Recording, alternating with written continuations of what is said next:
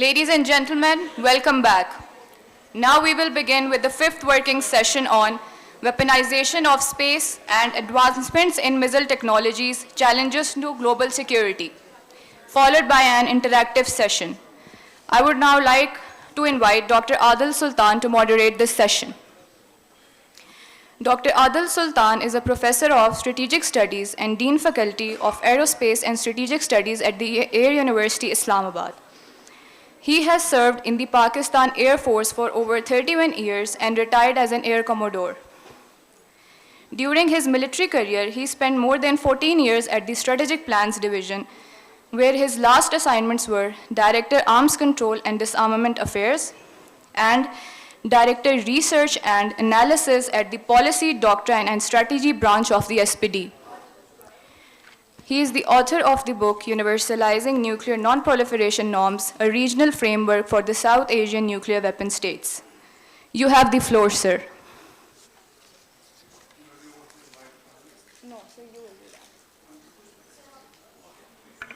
Okay. Can I request my panelists to join me?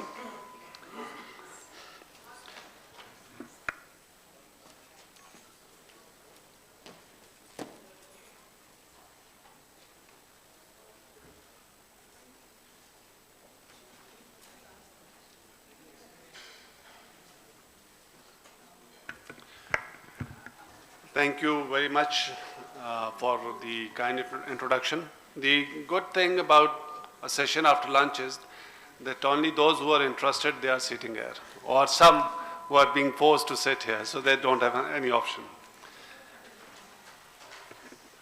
Since main objective of this conference is to hear our speakers who have traveled from abroad, many of you, the students especially, they keep hearing us, so I won't speak much.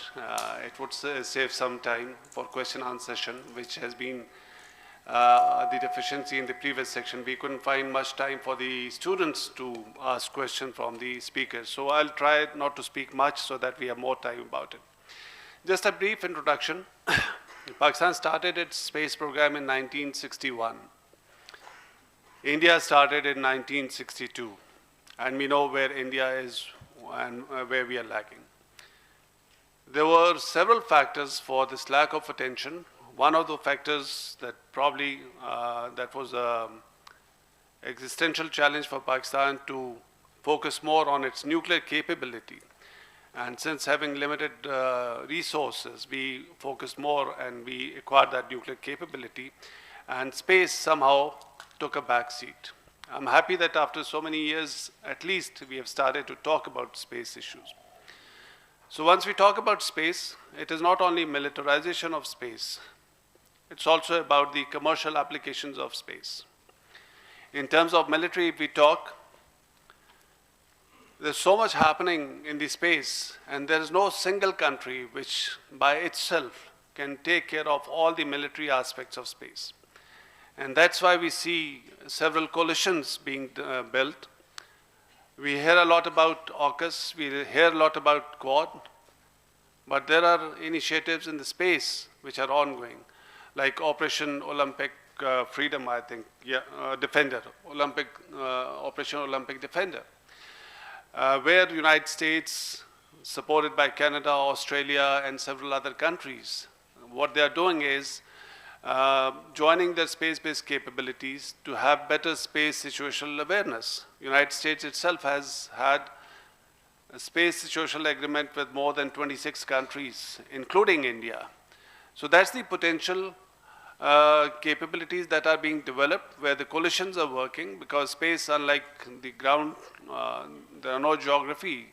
And no one power can have that kind of ultimate dominance in space. So that's very important to see how these coalitions are being shaped. If the United States, led by Western countries, are doing, China has to react, Russia has to react, and Pakistan has to see its own interest, where it can align itself with its own limited space capability. Definitely indigenous development is important, but in the end, you need those partnerships with major spacefaring nations.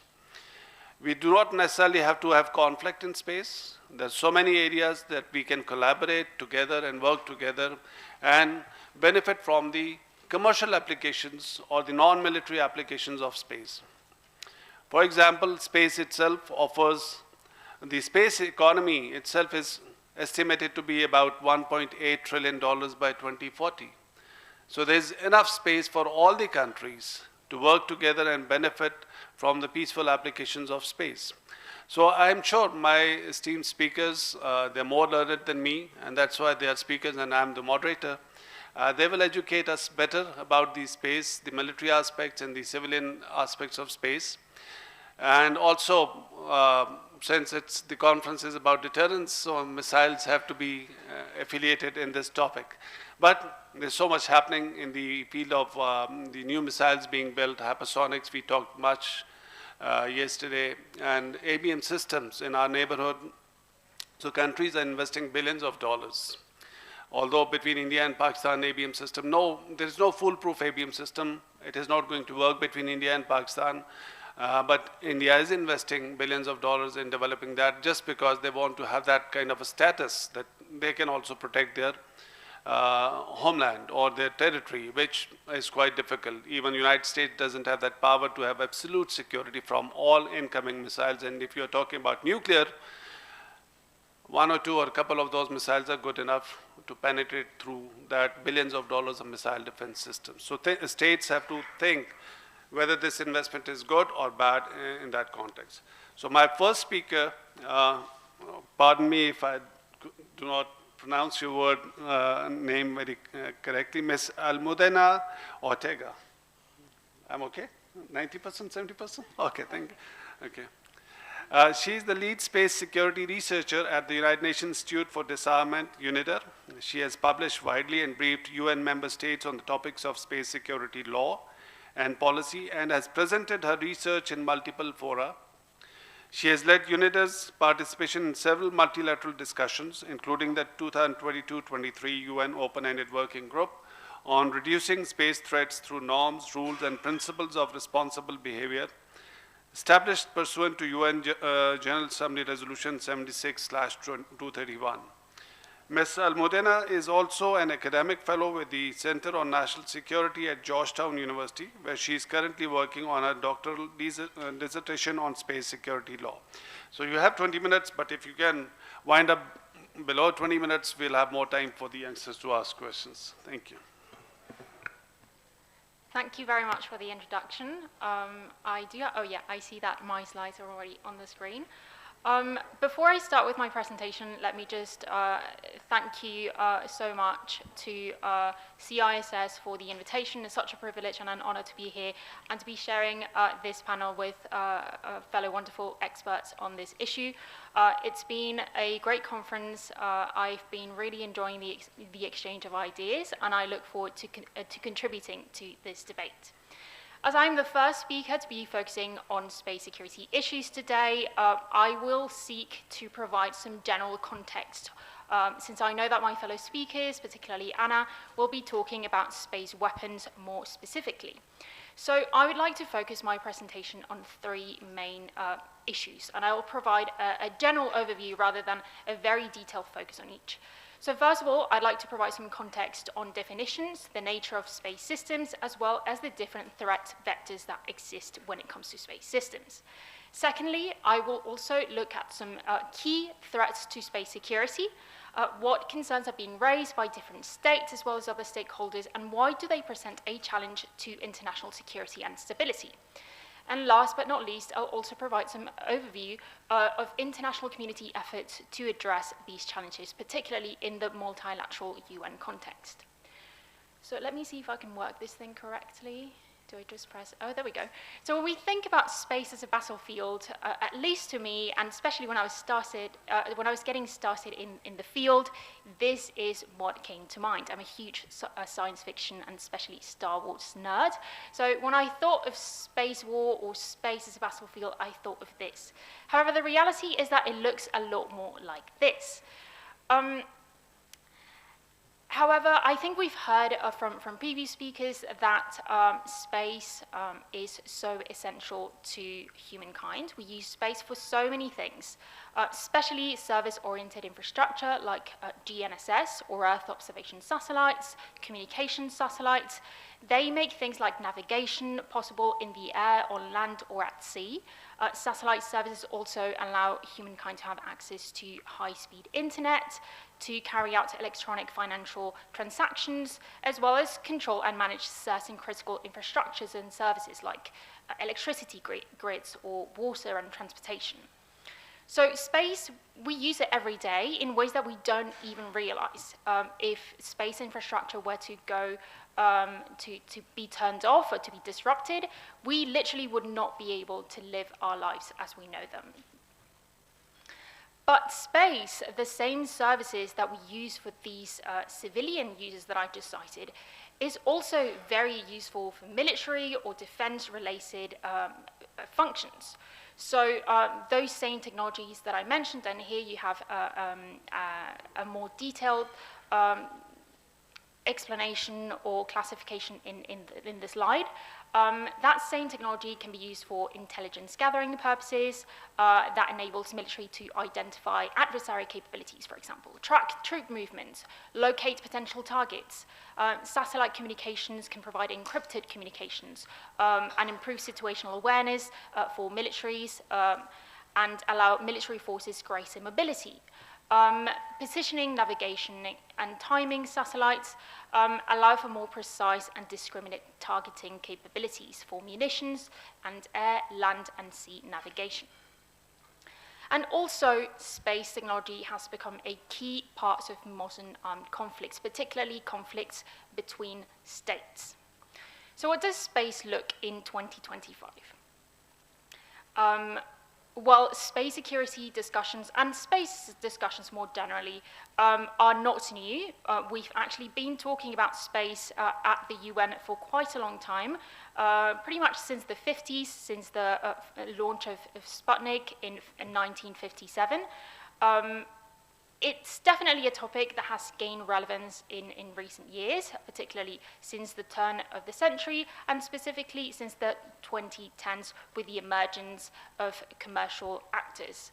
So now we have such a huge commercial space industry. It makes up about an 80% of the current space economy. We also have more states than ever involved in space issues, both as actors and operators, as well as active participants in multilateral discussions.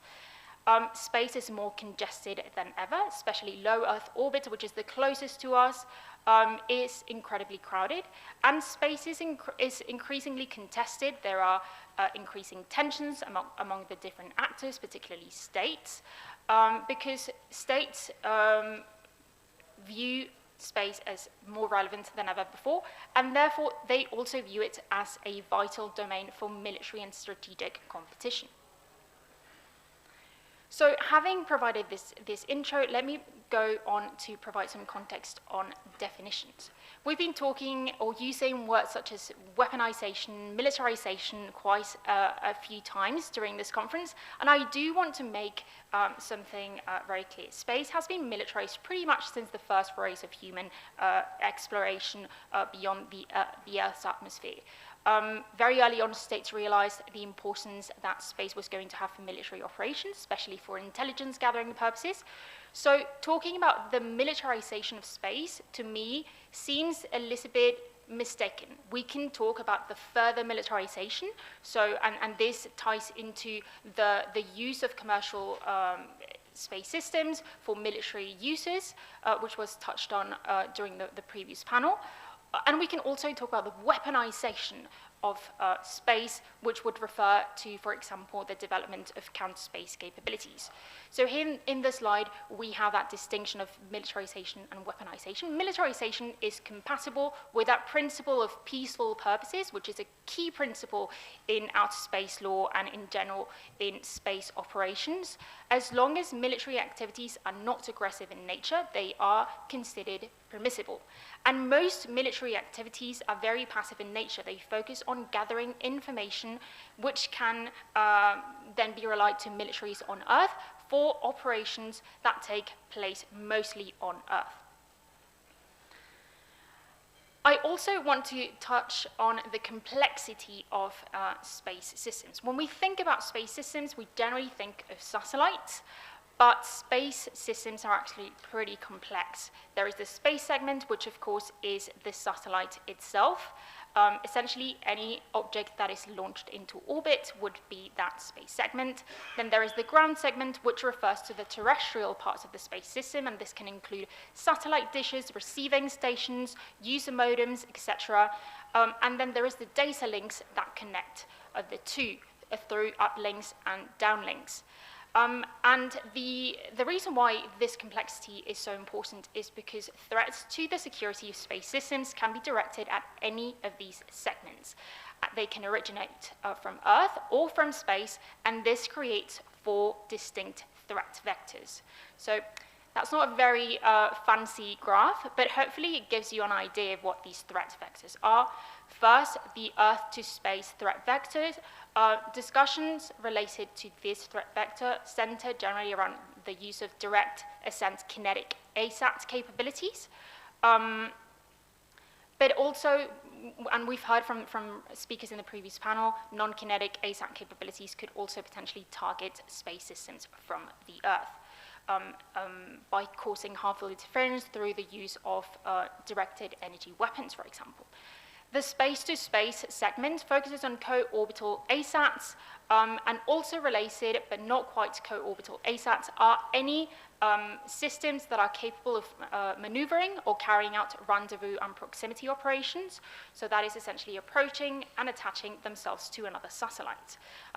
This activity, this RPO, as we call it, can be benign in nature, but it could also potentially be done for harmful purposes. And then this creates the issue of maybe some capabilities that are benign in nature could be repurposed for harm. That's what we call dual-purpose objects. Then the space-to-Earth segment, discussions around this vector focus primarily on space-based strike capabilities, and also around the possibility of space systems or the space segment gathering useful information for military operations on Earth, even when the system is being operated by a civilian or a commercial entity, thus making that system dual use because it has that civilian and military duality. And last but not least, the most often forgotten threat vector, which is the Earth to Earth, and it's often forgotten because it's not actually in space. But it's important because conversations around this segment center around the use of cyber and other non-kinetic uses of counter-space capabilities. As we know, cyber is very insidious. We had it in the presentations in the previous panel, especially Jessica West mentioned this. It's relatively easy to obtain and use and very difficult to attribute. And ground stations are particularly vulnerable to cyber attacks, or to any attack really, but to cyber attacks specifically. And Jessica West mentioned the example of the Viasat hack in the context of the Ukraine war. So let's talk about some challenges or some threats to space security. I do not mean to be exhaustive with the examples that, or the threats that I've chosen to display here, but these are some threats or some challenges that are commonly mentioned in multilateral discussions at the UN. I do want to highlight that when we talk about threat perception, we have to acknowledge that it has a certain degree of subjectivity to it, because different actors and different stakeholders might have diverse interests when it comes to space systems, and therefore they will have different concerns and hold different views regarding what constitutes a threat. Also, when we think about threats, we have to think about the consequences of those threats, not just to the space environment, but also the reverberating effects that would be felt on Earth. So we can talk about concerns that stem from capabilities. So for example, counter-space capabilities, I'm not going to go into a lot of detail because the previous session already talked about it, and I think that Anna is also going to talk about space weapons more in depth. But here you have a chart that sort of classifies them into kinetic physical, which are direct-ascent ASATs, co-orbital ASATs, essentially anything that has destructive capabilities, and the concern with these is that they generate space debris. Even if the weapon in particular is very precise in reaching its target, the resulting debris is uncontrollable, and that poses a significant danger.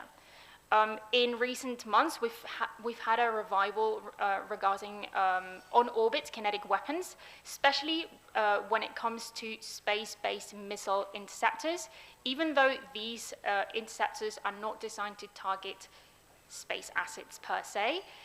If they could potentially be used for those purposes, and even if they were used for the purpose of targeting a missile as it traverses space, it would also create debris. So it's also a pretty dangerous use of space technology. Then there is the non-kinetic aspect. We talked about direct energy weapons.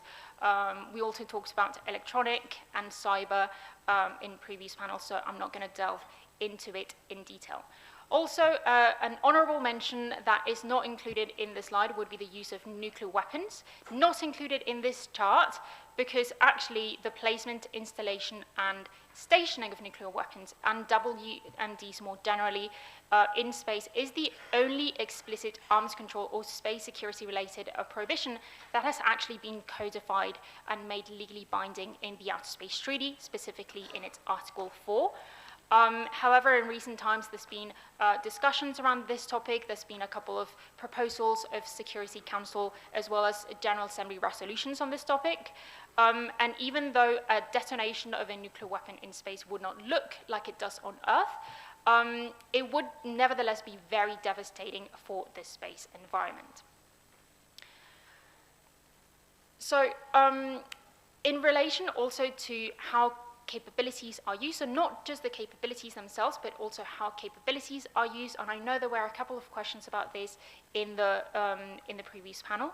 We have dual-use space objects. I briefly mentioned what this means in my earlier comments. Essentially, what this means is objects that are used for both military and civilian functions.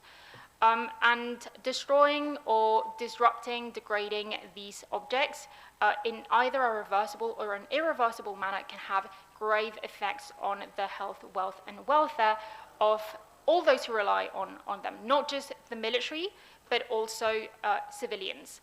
And these civilians can be from multiple states.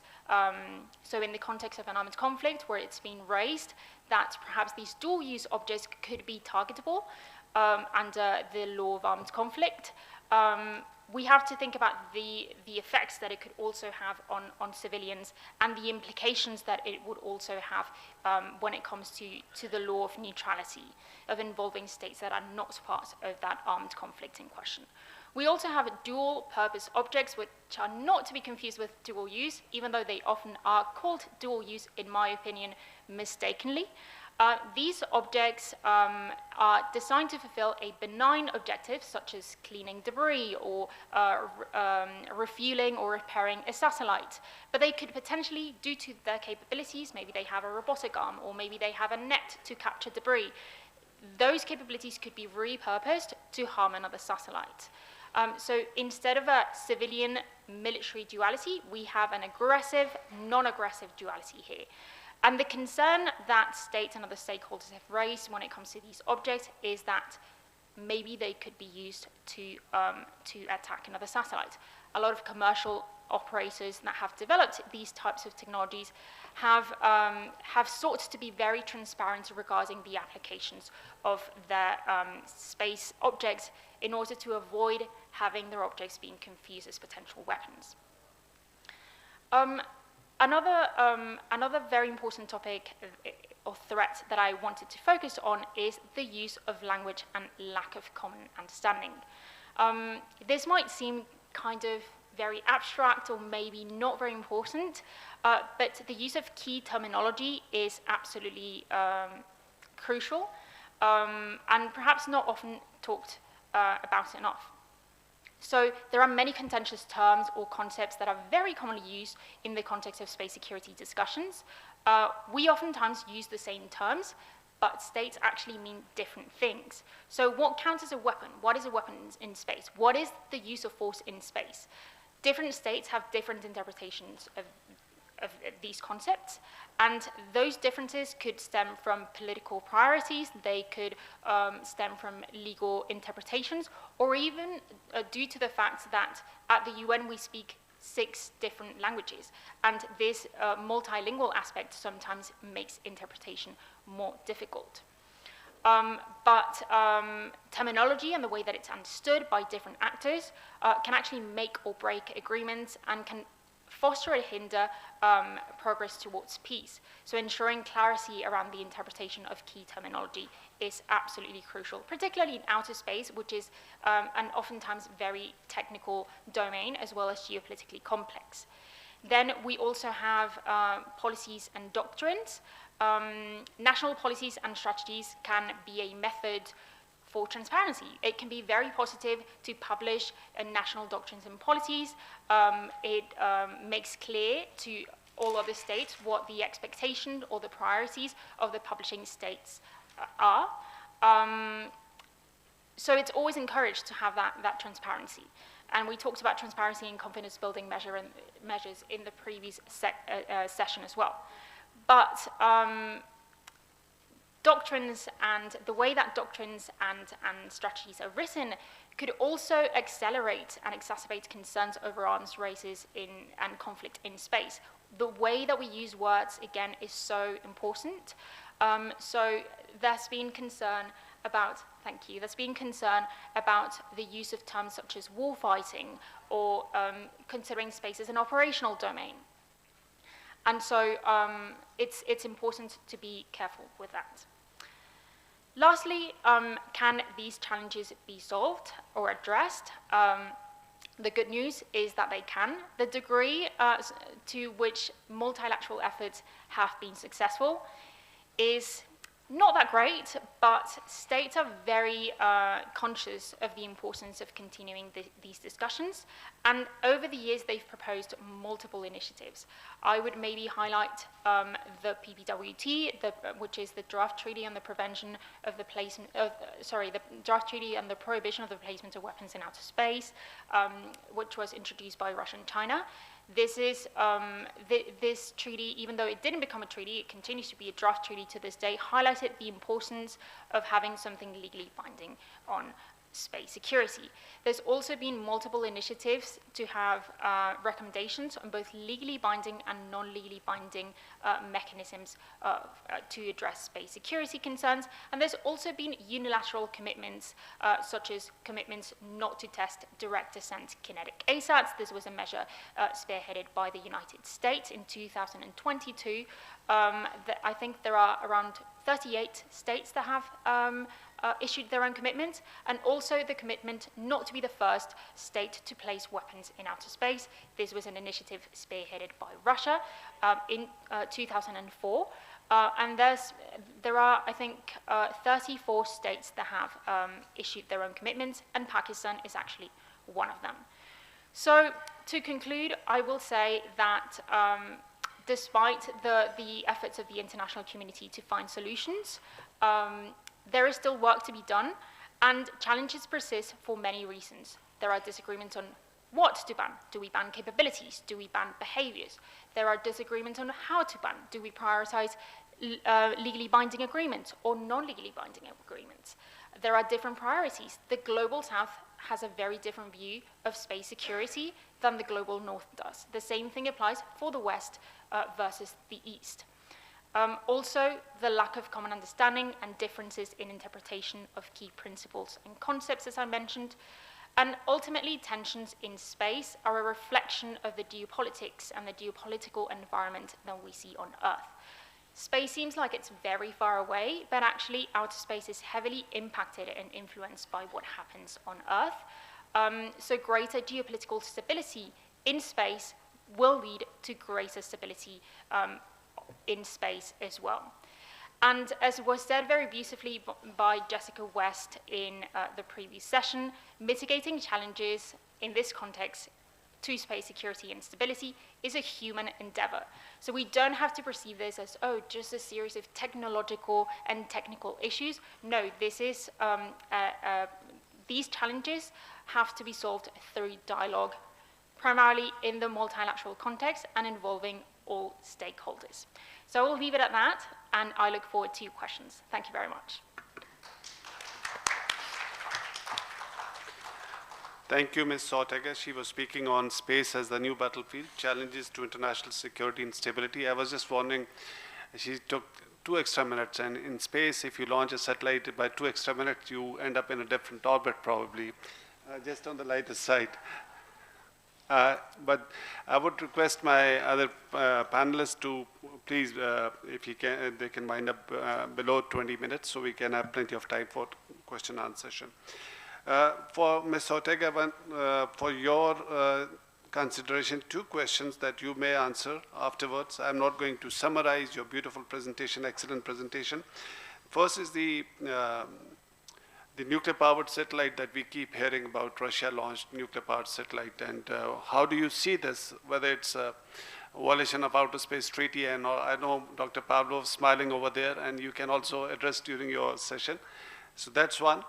The second is this phenomena of moon rush, where countries and the private entities, they want to take a bigger pie of those resources that are perceived to be available on moon and other planetary bodies.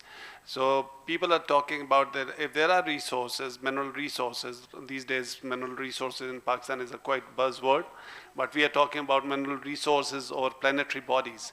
So if there would be resources on the planetary bodies, there would be conflict, and there would be a desire by those countries to put their militaries on these planetary bodies. What shape, whether autonomous or whatever it is, but people are talking about the militarization of space. If you're talking because of these resources, there would be conflict, and there could be a possibility of future military bases on moon and other planetary sources.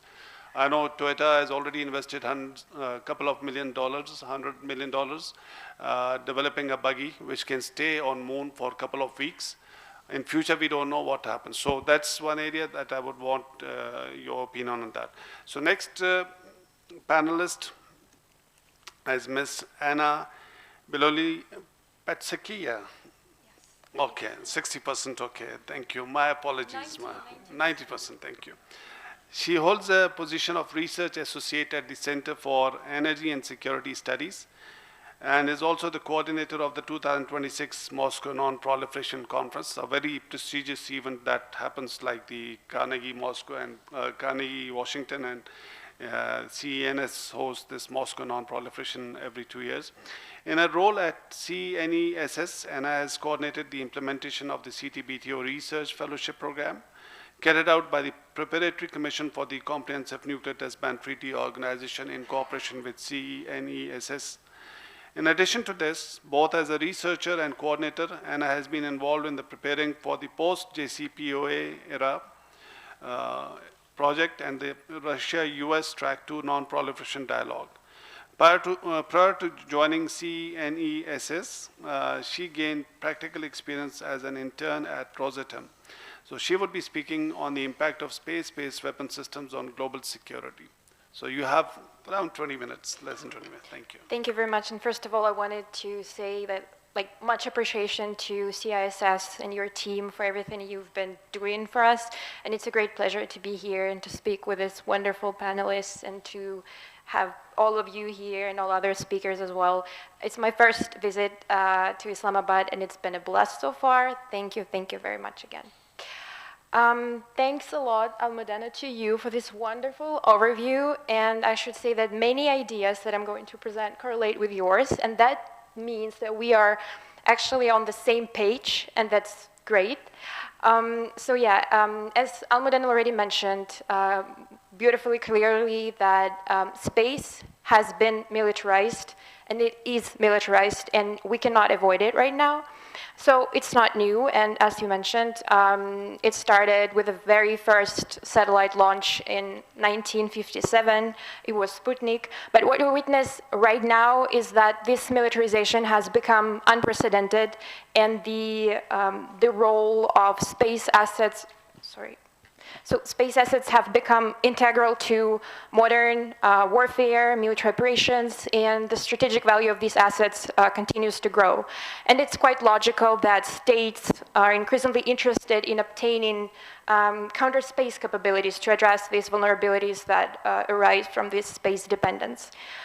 So counter-space technologies can be used for different purposes, including disabling, destroying enemy satellites, intercepting missiles, conducting electronic warfare. And there are different classifications of such systems, perfectly, again, portrayed on the slide made by Almudena. So kinetic physical, non-kinetic physical, cyber, electronic, some of those were already covered during the previous sessions. But however, the most disruptive and dangerous weapons that are based on physical interference have not been used by states against each other, and there's no confirmation there's no confirmed evidence that they are deployed. So the challenge related to space-based systems is similar to other EDTs.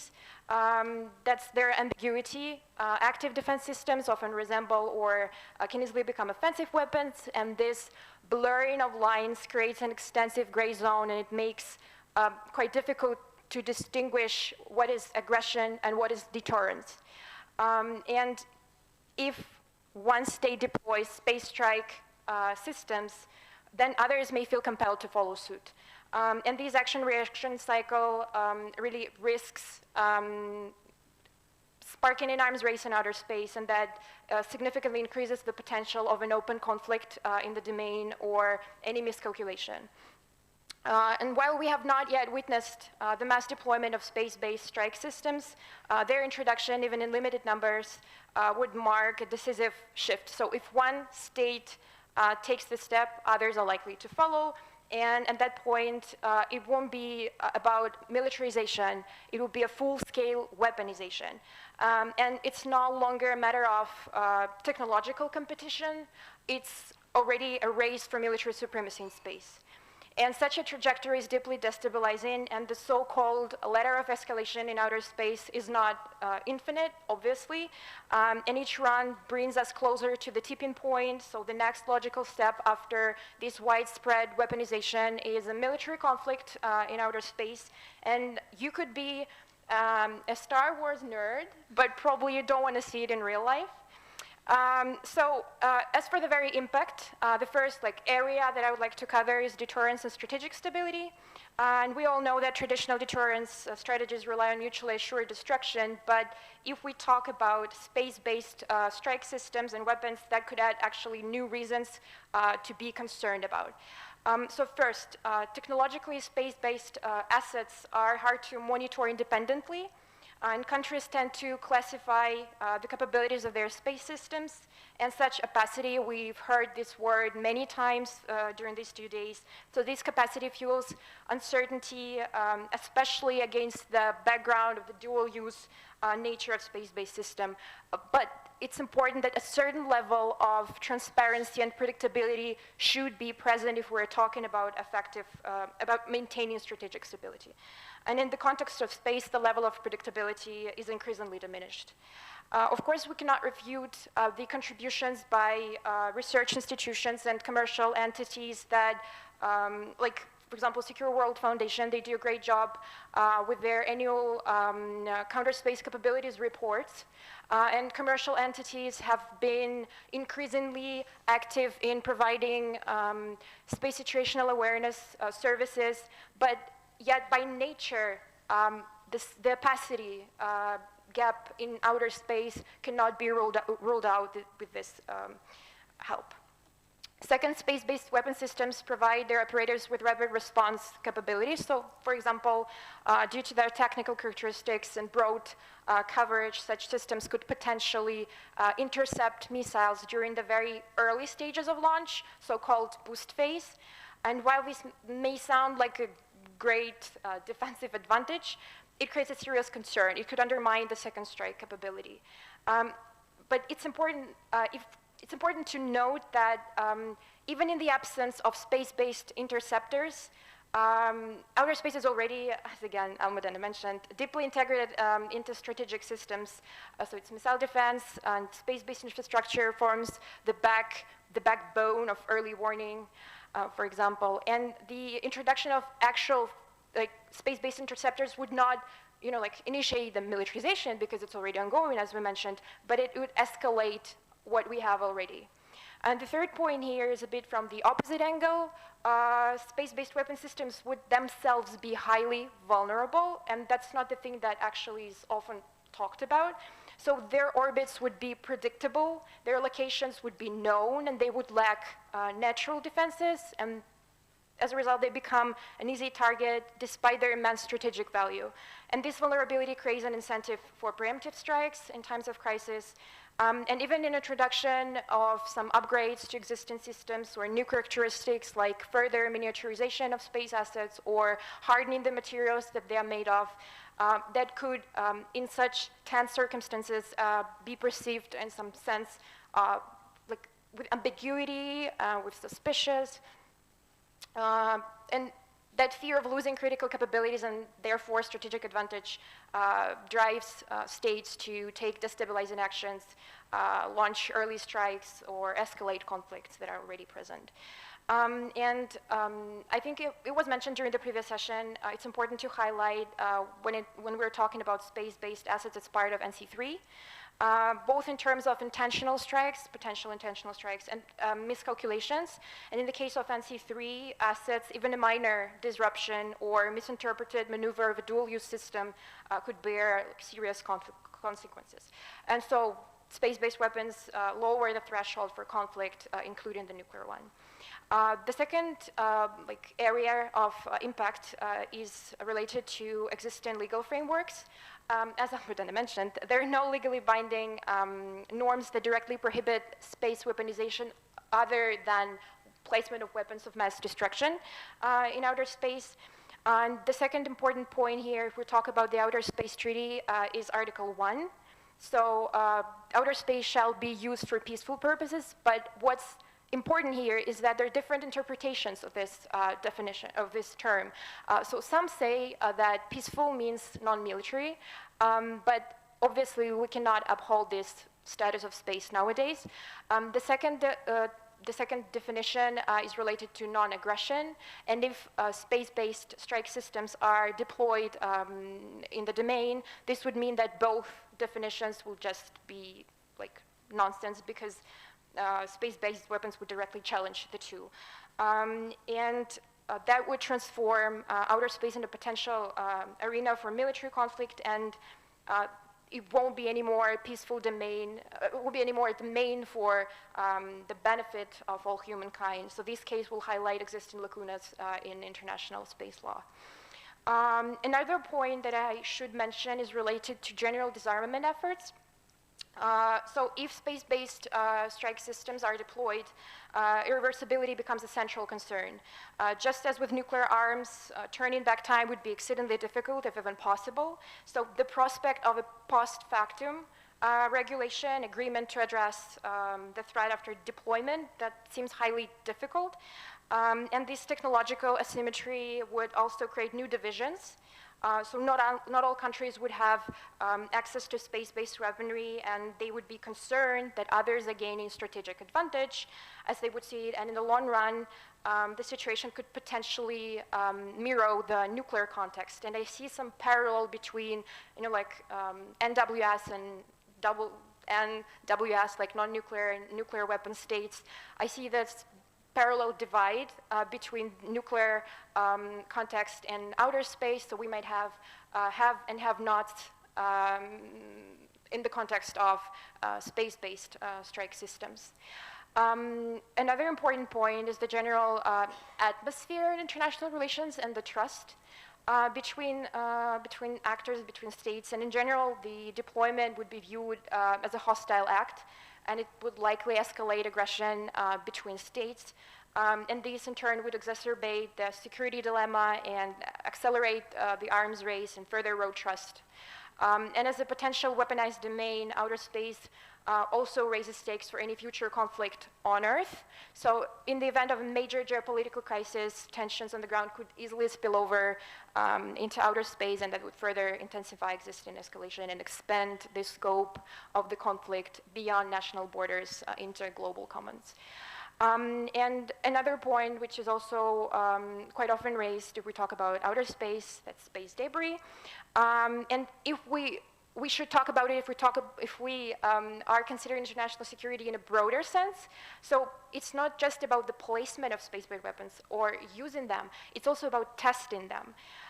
So these significantly increase the risk of generating excessive debris in orbit, and this test could involve intentional collisions, explosions, and that produces thousands of fragments. Not all of them are traceable. And I'm not even mentioning a potential military conflict. And as we see, we already have huge amounts of debris in space with all the peaceful and military activities that we've been doing in outer space. And in the long term, there's a real risk of triggering a Kessler syndrome. So this is a term that's used to define, to explain the scenario where the density of debris becomes so high that it leads to self-perpetuating cascades of collisions. And just imagine, like a snow globe, a souvenir thing. We see the installation inside, and we see snowflakes. We shake it, and there are many snowflakes, and everyone's enjoying it. Imagine that these snowflakes are actually the parts of the debris, and they're all collapsing, and they're being multiplied. And do you actually see the installation when you shake the snow globe? You don't. And imagine that that's outer space, and we have to somehow work there, somehow launch, I don't know, anything there, and that would be barely possible if we have this Kessler syndrome and that amount of debris. And it makes sense to ask the question, so what are the ways to go forward? And as with all the EDTs, we know that outer space is quite a comparatively novel domain, and it's quite specific. And when we talk about the idea of the legally binding document, which I consider as a good one, but yes, it's hard to establish definitions and verification mechanisms. That's why sometimes the PPWT, the draft treaty, is judged. But I believe that if there's a will, there's a way.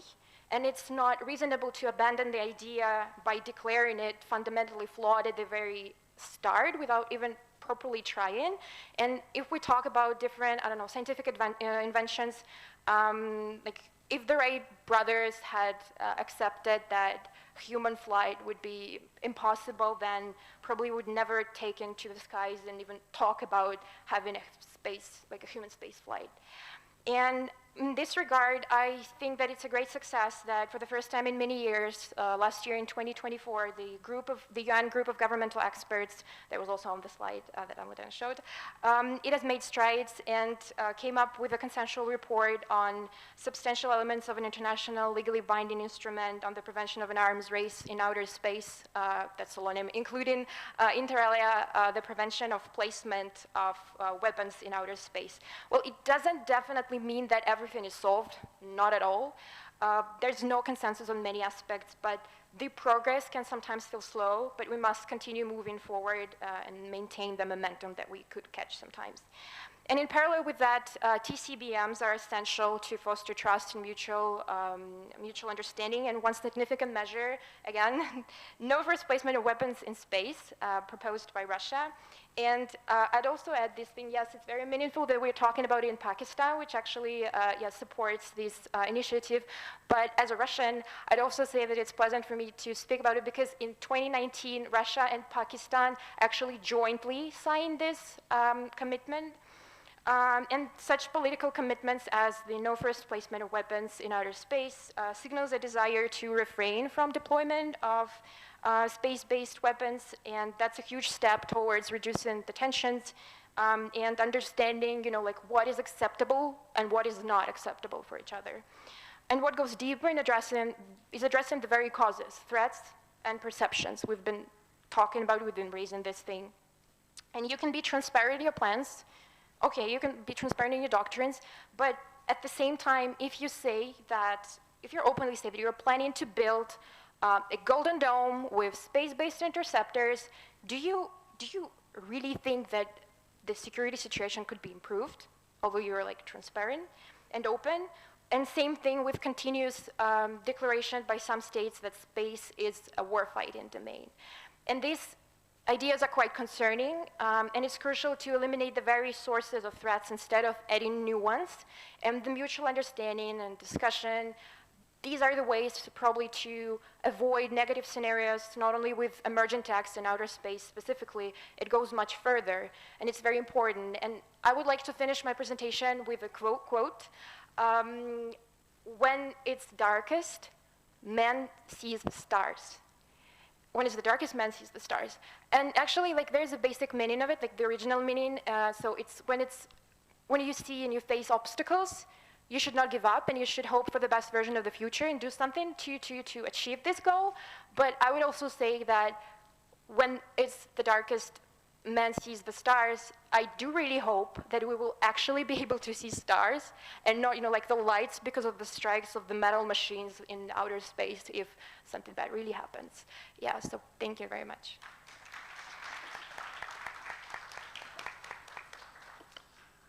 Excellent. You finished 5 minutes earlier. I don't know if deterrence worked or you were kind enough. So anyway, thank you very much. Like I said, as much time as we can gather for discussions. So next speaker is Dr. Christine Lay. She probably was the first visiting fellow at CISS once they had this program. Okay. She would be speaking on impact of advancements in missile technologies on nuclear deterrence. Dr. Christine is a fellow at the National Institute for Deterrence Studies. Previously, she worked at the International Institute for Strategic Studies, the Australian Strategic Policy Institute, the RAND Corporation, the Rajaratnam School of International Studies, Karen News on the Thai-Burma border, the Massachusetts Institute of Technology, Yale University, the Center for International Strategic Studies, and the Australian government. She now works for a small consulting firm in Australia. And she has a big challenge, how to wake up those who are feeling sleepy in the audience. I'm sure you will.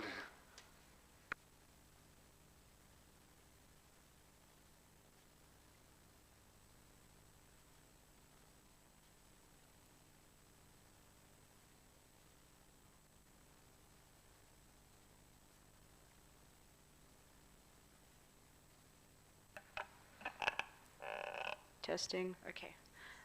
Bismillahirrahmanirrahim. Shukriya. Alrighty then, g'day.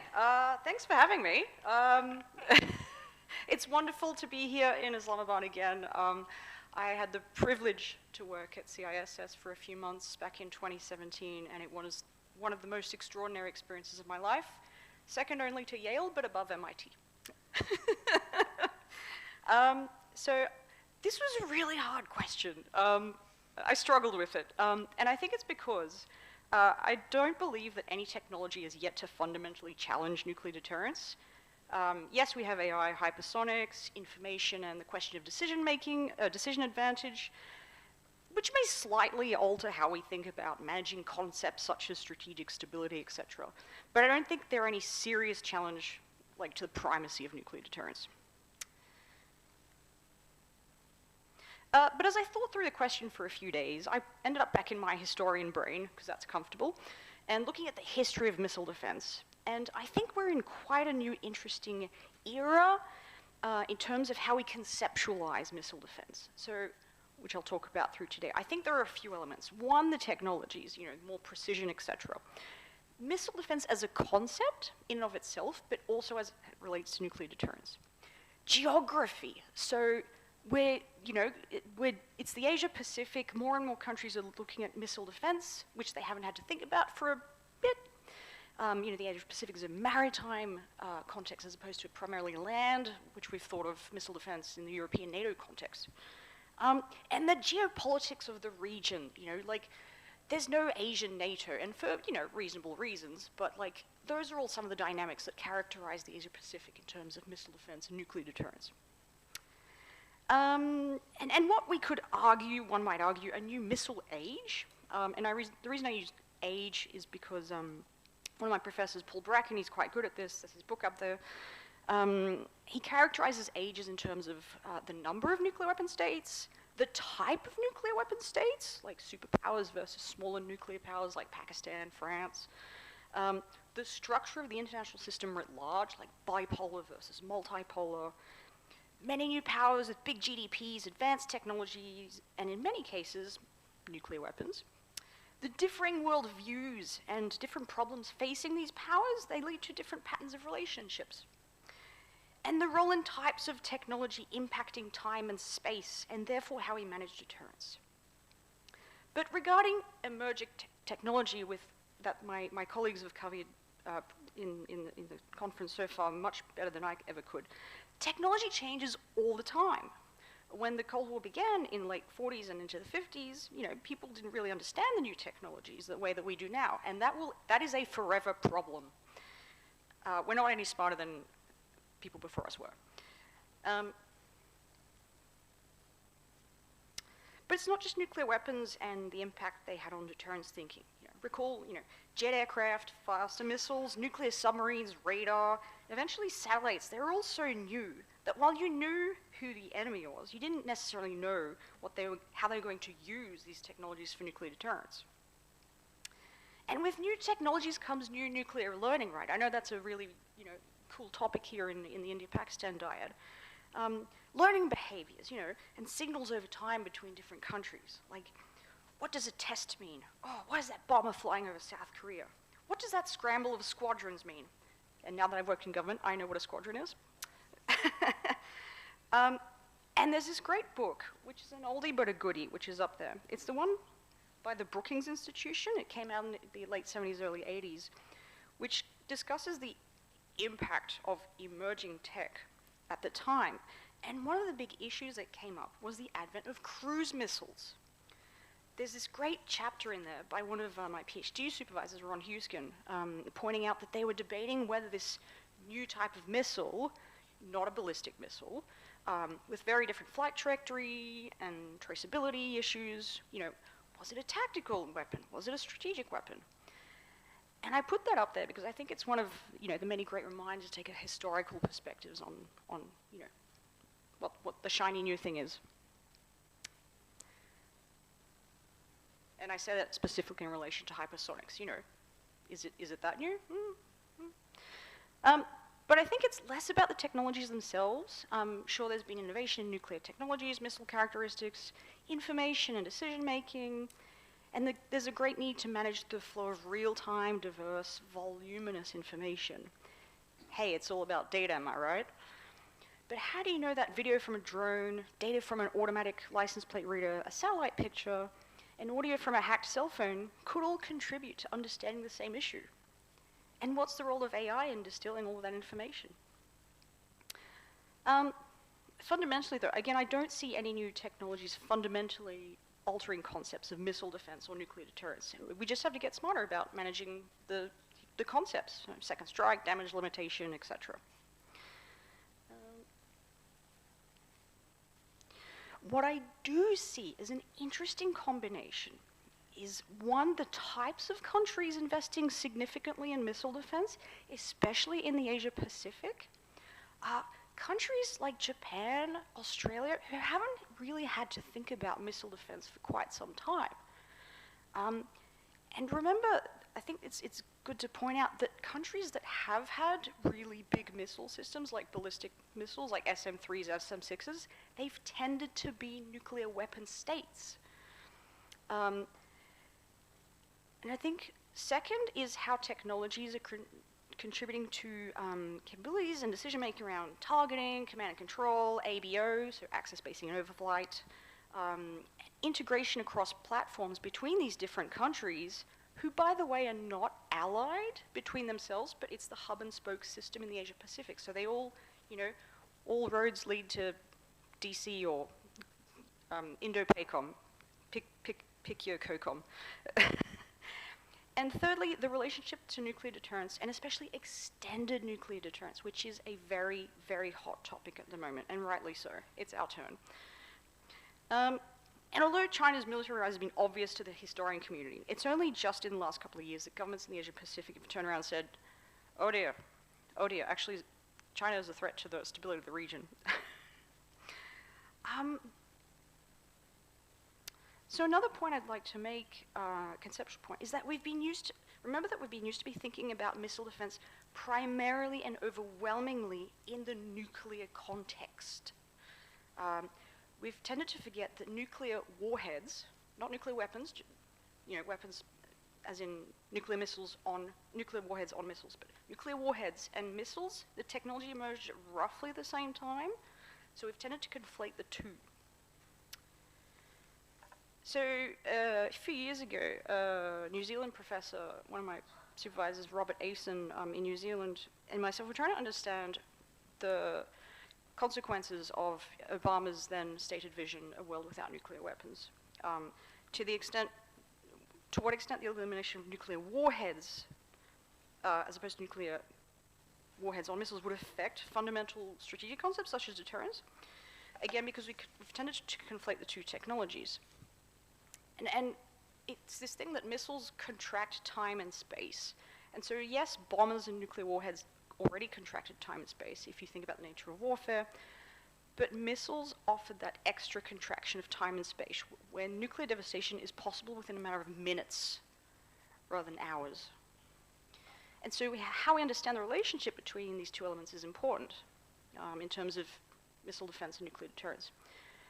One possibility is that modern deterrence is nuclear deterrence, nuclear deterrence is missiles plus the warheads, by which we mean that the separate deterrent effect of nuclear warheads and missiles are combined. If so, you could realistically consider whether post-nuclear deterrence, or like missiles without nuclear warheads, could work by themselves. For example, a hypersonics a credible deterrent without nuclear warheads. But we have a big problem if they don't exist independently. I mean, can we have purely conventional missile deterrence? Is that a thing? It could be in some contexts, others not.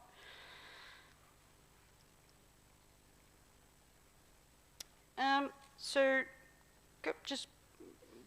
going back to a historical point, we've thought about missile defense primarily in the European NATO context, but how do we think about missile defense in the Asia-Pacific going forward? And specifically about US alliances in the Asia-Pacific, which are not allied in between themselves. It's a hub and spoke system. So how do you organize collective deterrence around issues such as C2, agreements around escalation, access basing and overflight? What does integrated mean? Can Australia forward base aircraft in Japan, vice versa? Do those deployed forces have decision-making authorities, or are they under the sovereign control of the hosting nation? What about fuel and supply lines? All that really cool logistical stuff. Have we thought through all of that? Lastly, lastly, how do we get this all done? Oops. So I thank my co-author, she's actually been helping me, Miss Joanna Bienick, who recently left government at the same time as me, for similar reasons. For those of you who have done policy, you know the pain of the policy cycle. These are some of the issues we have to deal with, like what do the superpowers want to do? How much say do allies have? And so forth. Oh, it's not coming up very well, but that's all right. TRLs, technology readiness levels, I don't know if everyone's familiar with that. It's just basically monitoring, having intelligence on other countries' technologies and how they're evolving and so forth. Let's attempt to be organized and actually update our policy at the same time as our awareness of the TRLs. Heaven forbid we should be that organized. It's really interesting because it goes to this concept of warning time. For the longest time, Australia said, oh, we have a 10-year strategic warning time. That statement got taken out of recent policy documents such as the National Defence Strategy. But it hasn't been replaced with anything, which I thought was interesting. So bottom line up front, could we try and be more organized? But so, to conclude, even though I don't think emerging technologies will have a significant impact on the relationship between missile defense and nuclear deterrence, I do think we're in a very interesting age in terms of comparing and contrasting the past, the evolving situation, deterrence, nuclear armed missiles, non-nuclear armed missiles, missile defense, geography, political arrangements, military logistics, and the machine of government. Bottom line up front, I think the Asia-Pacific's in for a pretty wild ride. Thank you.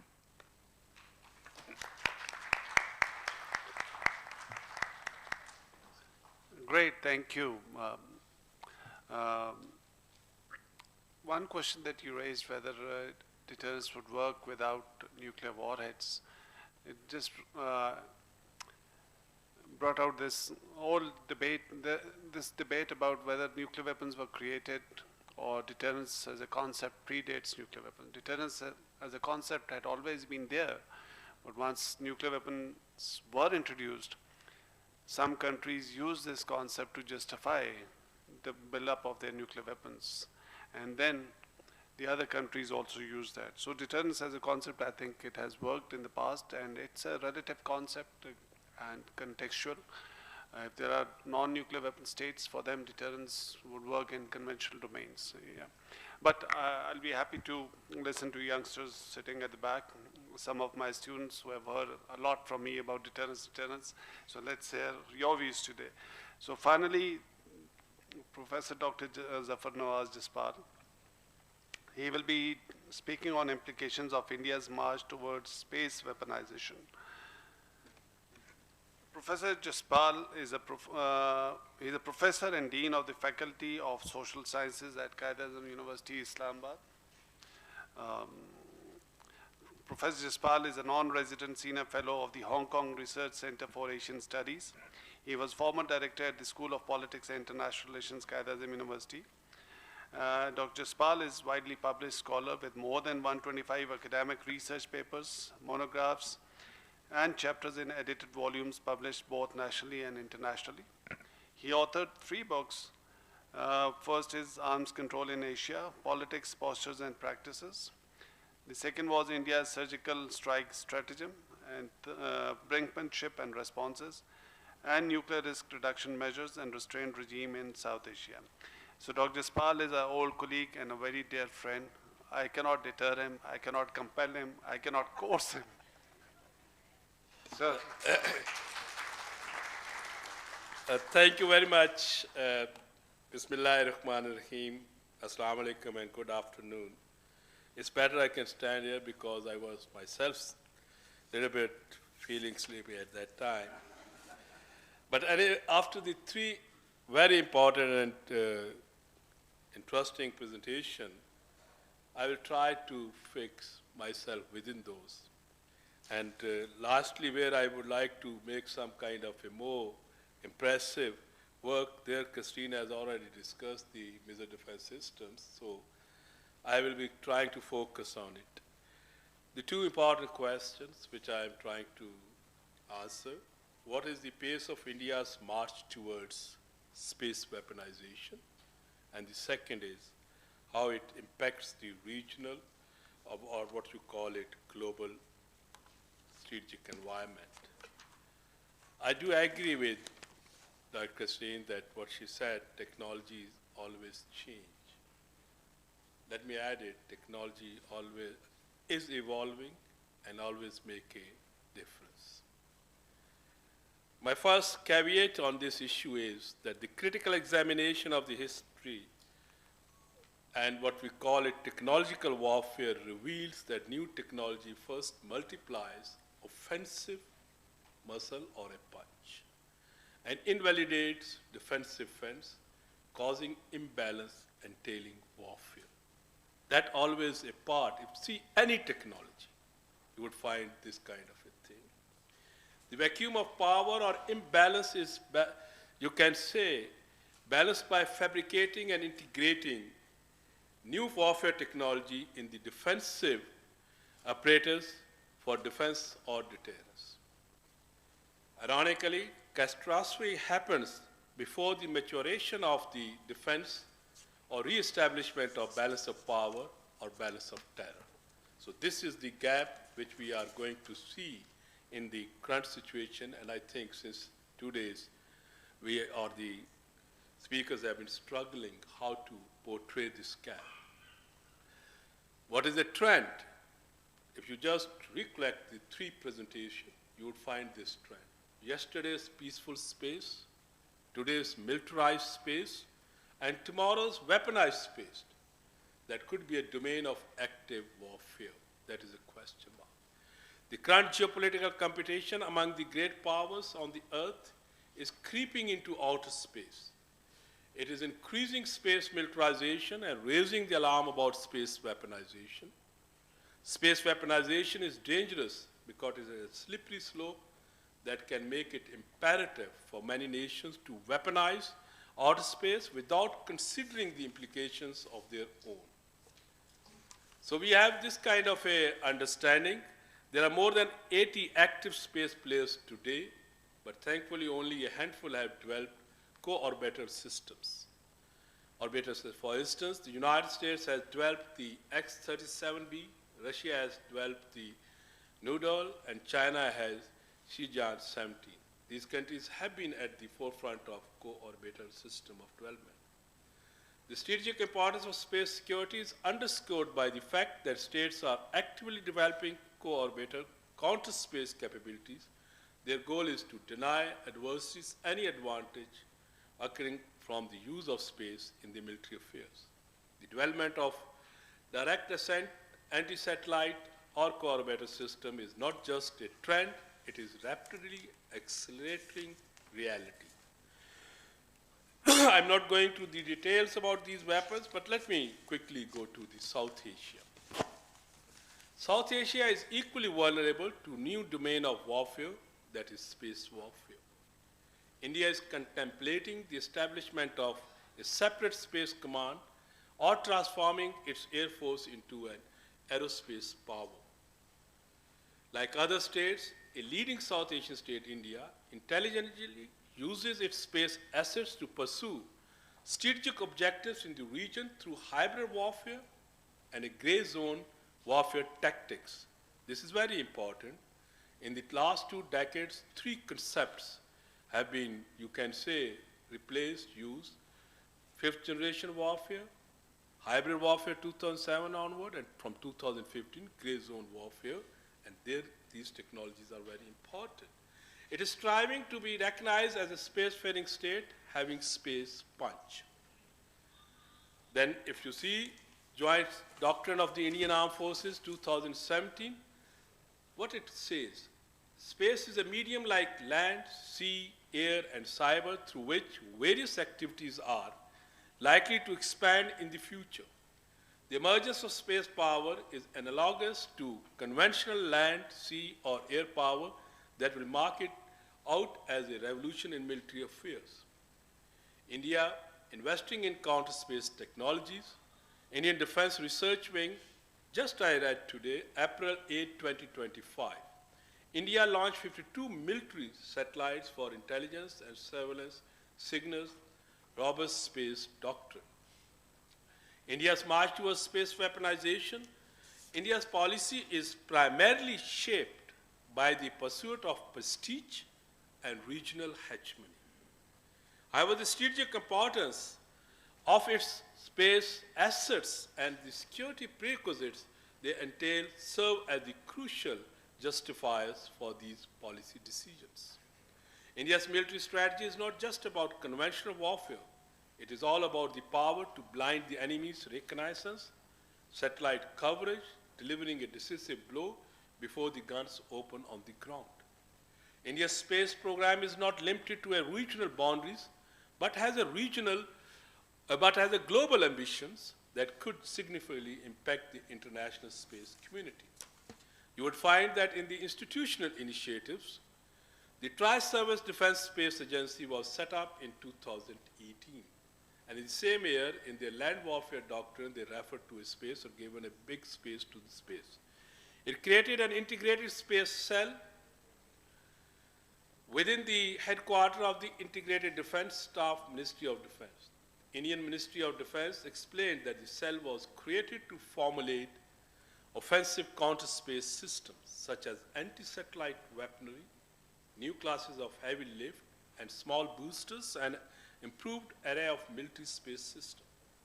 This was followed by an interesting organizational development that was Defense Space Research Organization, which was tasked with something similar to India's existing Defense Research and Development Organization, but with a focus on research and development for its space security capabilities. To date, India's missiles program, offensive defense, they are part of DRDO. We have to wait and see and how it evolves. Please keep in your mind, it's impossible to make a distinction between the missiles or space technology. They are the same. Initiatives, here you find India is developing dual use and dedicated military satellites and anti-satellite capabilities. India is developing an entire range of counter-space capabilities, including ground-based lasers, electromagnetic pulse, directed energy weapons, cyber warfare capabilities, and co-orbital weapons that have the potential to interfere with the satellite functioning. There's an important information about the robotic craft. India uses satellite technology in its advanced weapons systems, about aircraft and warship to carry out precision strike capabilities. India indigenously developed satellites such as the satellites GSAT-6, GSAT-7, and radar imaging satellites. Indian scientists are developing a small robotic craft to be used as a missile bed in space to intercept the adversary's ballistic missiles. It's important to note they are developing, they have ambition. Whether they will be successful soon or not, it's debatable. But missile bed concept is there since 2010 when Americans tested X-37B satellite. India is harnessing the potential of micro satellites which have the ability to maneuver covertly near other nations' commercial satellites. Experts believe that India's small satellites could be used for assertive kamikazes-type missions, either to intercept or to gather data from other satellites, showcasing the country's determination to defend its interest. Then famous mission Shakti, when India tested its anti-satellite weapon in March 2019. The SATS missile Prithvi defensive vehicle Mark II was lifted off to intercept the satellite. It is part of the Indian ballistic missile defense program. The interceptor struck a test satellite at 283 kilometer altitude in a low Earth orbit, thus making mission Shakti as a successful. Explaining the rationale of the 2019 test, the Ministry of External Affairs claimed, Indian External Affairs Ministry claimed that new capabilities provides credible deterrence against threats to our growing space-based assets from long-range missiles. Offensive defensive missiles, developing space-based command, control, and communication assets with advanced C4 I2SR capability and dedicated military satellites for ISR and communication purposes such as the GSA communication satellites. India has been maturing its ballistic missile defense system, enhancing offensive missiles potential, merged Agni 5 tested on March 11, 2024.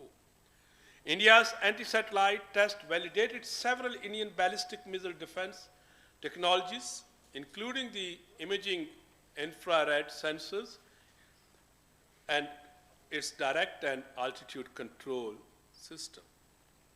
Here is an important thing, why I am I'm not undermining Indian scientific capabilities, but this point is very significant. Indo-US threshold alliance. Though they say it's a strategic partnership, blah, blah, but it has been proven it's a threshold. It's a next step. In that context, Indo-US Threshold Alliance has germinated multiple space-related activities or cooperations, including the training of Indian astronauts at the NASA Space Center as part of the collaboration on the International Space Station.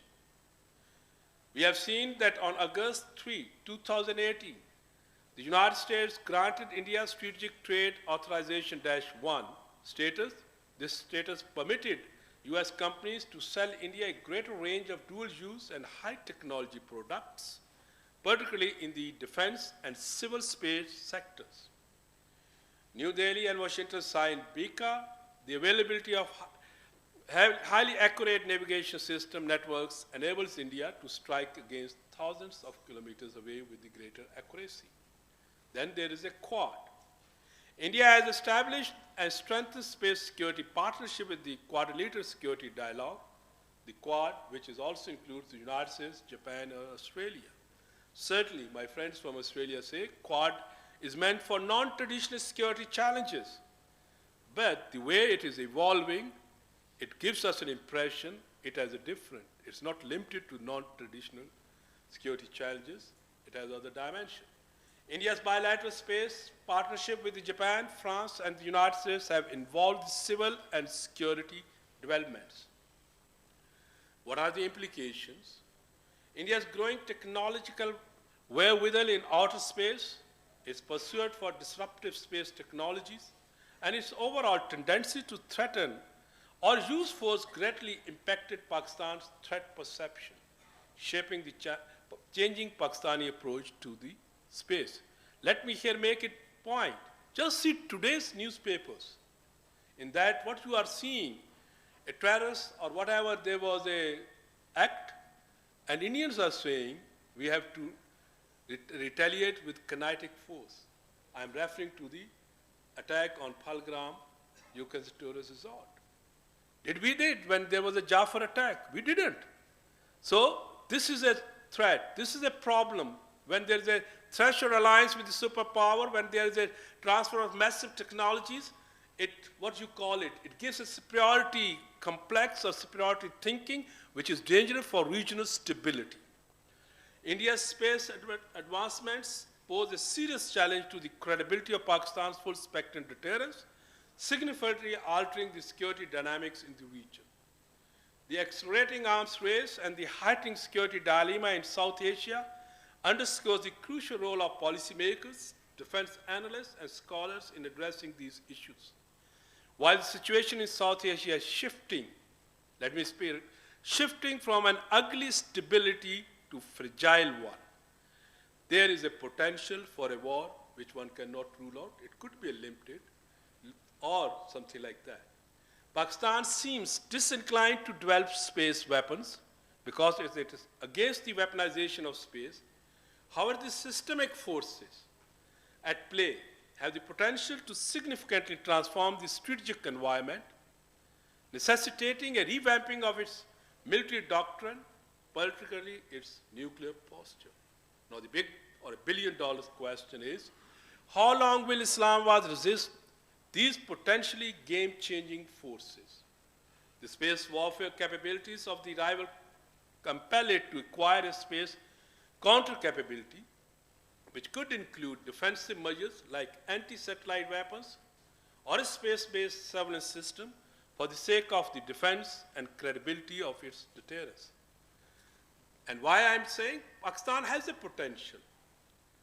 Despite the limited resources and restraint policy, Pakistan is a member of Spacefaring Club.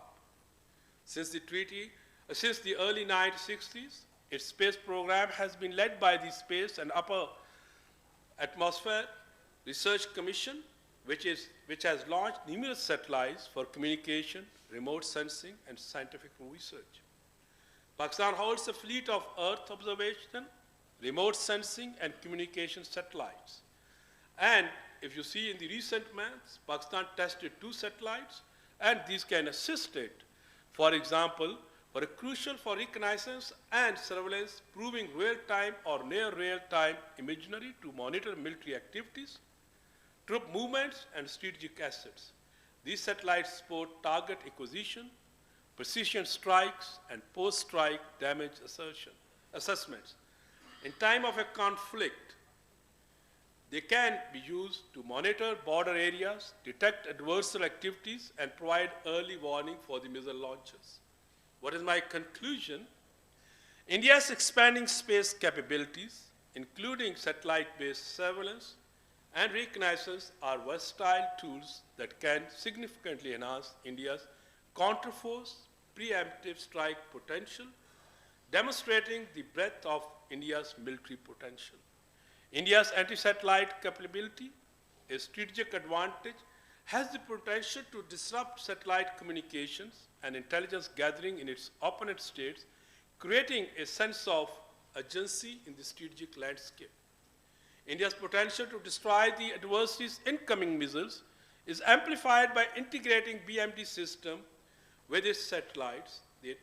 This enhanced situational awareness, precise target capabilities, and immediate access to battlefield information, showcasing the power of the technology. India can interfere with the satellite's operation using satellite jammers, lasers, and high-power microwave gun systems and destroy a satellite with anti-satellite weapons. Finally, India's steady march towards space weaponization will directly affect Pakistan's defensive capabilities. India could use the space warfighting capabilities to disrupt Pakistan's satellite communications and intelligence gathering. Therefore, Pakistan needs to urgently invest in the space industry to deter its adversaries' military adventurism in space. My final word here is, whenever there's a technological revolution or evolution or development, whatever you like to give a name to the emerging technologies, it always leads to what you call it arms race, causing imbalance, entailing to conflict. Thank you very much.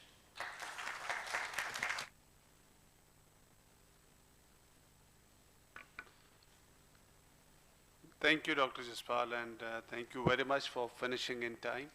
So we have now 30 minutes for question answer, and we'll follow the same protocol. Please introduce yourself, keep your question to one. If we have time, we'll come back and we can again take a question. So I'll start from the back. Yeah. So I'll maintain gender balance as well. Yes, please.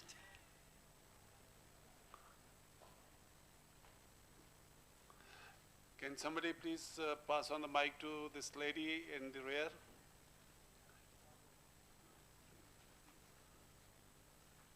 वो पीछे जो है.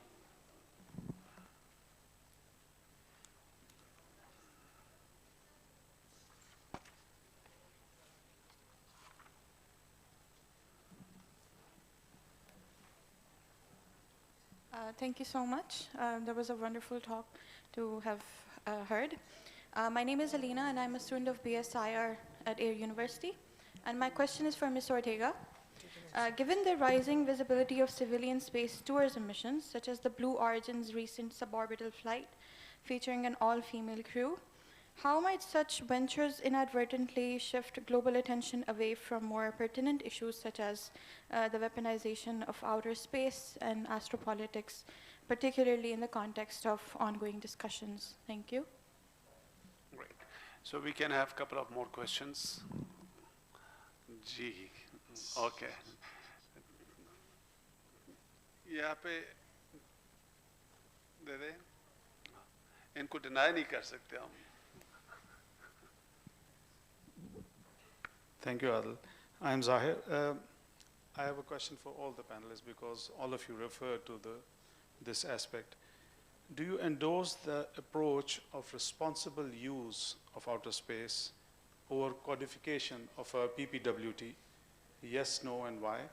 And likewise, some states call for banning tests of direct ascent anti-satellite weapons. What would be your view on banning these and other types of anti-satellite weapons? Thank you. Great, thank you. Yes, in third row, the lady, she raised hand, I think.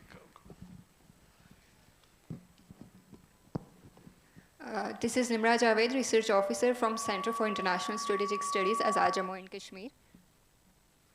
My question is from Ms. Almudena. I want to know that what are the potential risks to space asymmetry, nuclear deterrence stability, and global governance posed by Google's investment in an Indian space company manufacturing the satellites for Indian Air Force, especially in the absence of clear FDI, international frameworks for dual-use technologies? Thank you.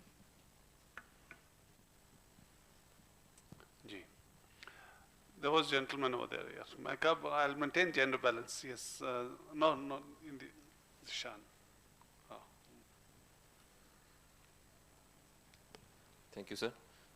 So my name is Ishan. I'm from Strategic Vision Institute. And my question is from both Ms. Anna and Ms. Ortega. I required your views on two space technologies. One is that robots are being made to collect space debris. But it is said that they can also be repurposed to attack satellites. So what will be their implications on space security? Second is China tested FOBS, Fractional Orbital Bombardment System, in 2021. So how that will impact the nuclear deterrence between China and US? Thank you. Okay. I'll request my panelists to keep their answers also brief. Yeah, if you could keep your answers brief so we have more questions. So who's going to start? Should I start? Yeah, please. Thank you so much for all of these questions. I think they are wonderful questions, and I know that I have a couple of questions from the moderator as well that are pending an answer. I'm going to try to answer all of them. I might bundle some of them together to ensure that we have enough time for everyone. So to start with your questions, the first one was on nuclear-powered satellites and the discussion about nuclear weapons in space. The first point that I want to make is nuclear-powered does not equal nuclear weapons. So nuclear propulsion is a technology that is permitted. Nuclear weapons are prohibited under Article 4 of the Outer Space Treaty. On the moon rush, you mentioned the potential establishment of military bases and what resource extraction is going to mean for space security. So here are two key points that I'd like to highlight. First of all, there is the issue of appropriation. So national appropriation is prohibited under Article 2 of the Outer Space Treaty. Does resource extraction constitute national appropriation? The answer is, it depends. It's an interpretative issue. There are certain states who believe it does not, like, for example, Luxembourg or the United States, and there are others who believe that it does. So this is an issue that I think, as the technology advances, states are going to have to continue to debate. Some states, such as the US, have been making headway into interpreting this issue through the establishment of their Artemis Accords, for example. And I think discussions will have to continue to gain clarity about this. Then there is the issue of military bases. Specifically, military bases are actually explicitly prohibited under the Outer Space Treaty, also by Article 4. So even though I do believe that in the future we will have some sort of presence on the moon, states have to ensure that this presence on the moon is compatible with the principle of exploring and using space for the benefit of all humankind and without discrimination, which is a key principle enshrined in Article 1 of the Outer Space Treaty. And so I don't know the nature of that presence on the moon, but it will not be able to be moon military bases, as again, these are prohibited by the Outer Space Treaty. So going on to the audience questions, wonderful questions.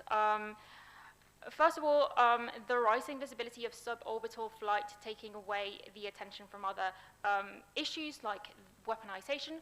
I don't necessarily think it has to take away attention. In fact, I think it could lend attention to the dangers of weaponizing space. All of you here might know more about space security than the regular person out there.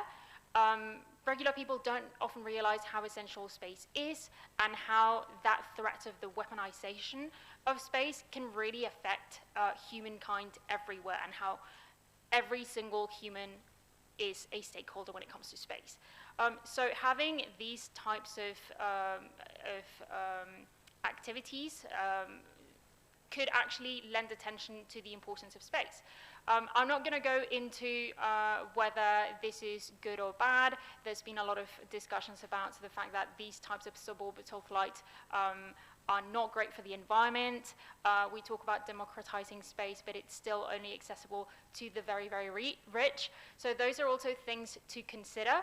But the fact that space is in the news, I think just that factor is positive to lend attention to issues like weaponization. Responsible behaviors versus approaches such as the PPWT, I don't think it has to be one versus the other. I actually think that legally binding agreements and non-legally binding agreements are very, very compatible. And this is something that has been recognized by multiple states in the context of multilateral discussions fairly recently.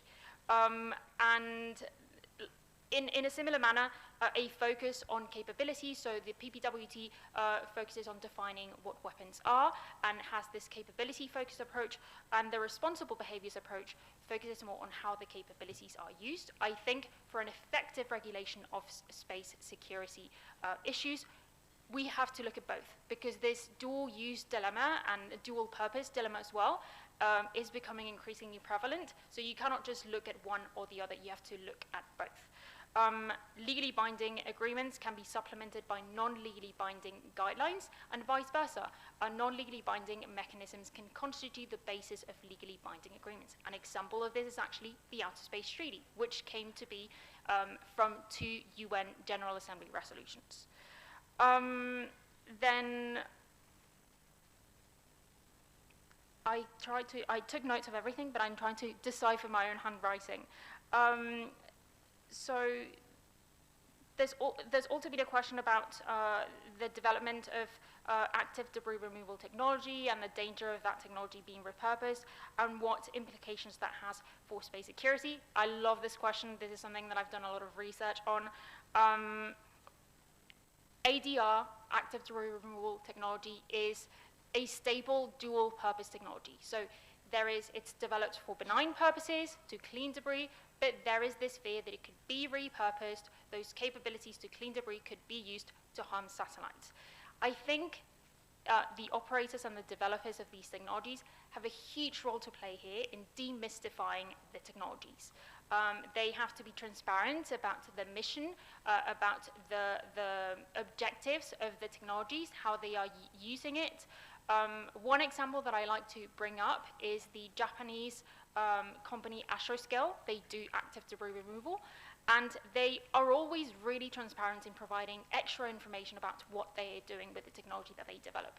When they register a space object under the UN registry, so when Japan does it on their behalf, they always provide extra information beyond what the minimum requirements that are established under the registration convention. So initiatives such as those to increase transparency around these activities are key to avoid that perception that these objects are going to be easily repurposed into weapons. I don't want to take too much time, so I'm going to hand it over to the other speakers, and I will be happy to answer other questions, whether it's here or on the sidelines of the panel as well. Thank you very much.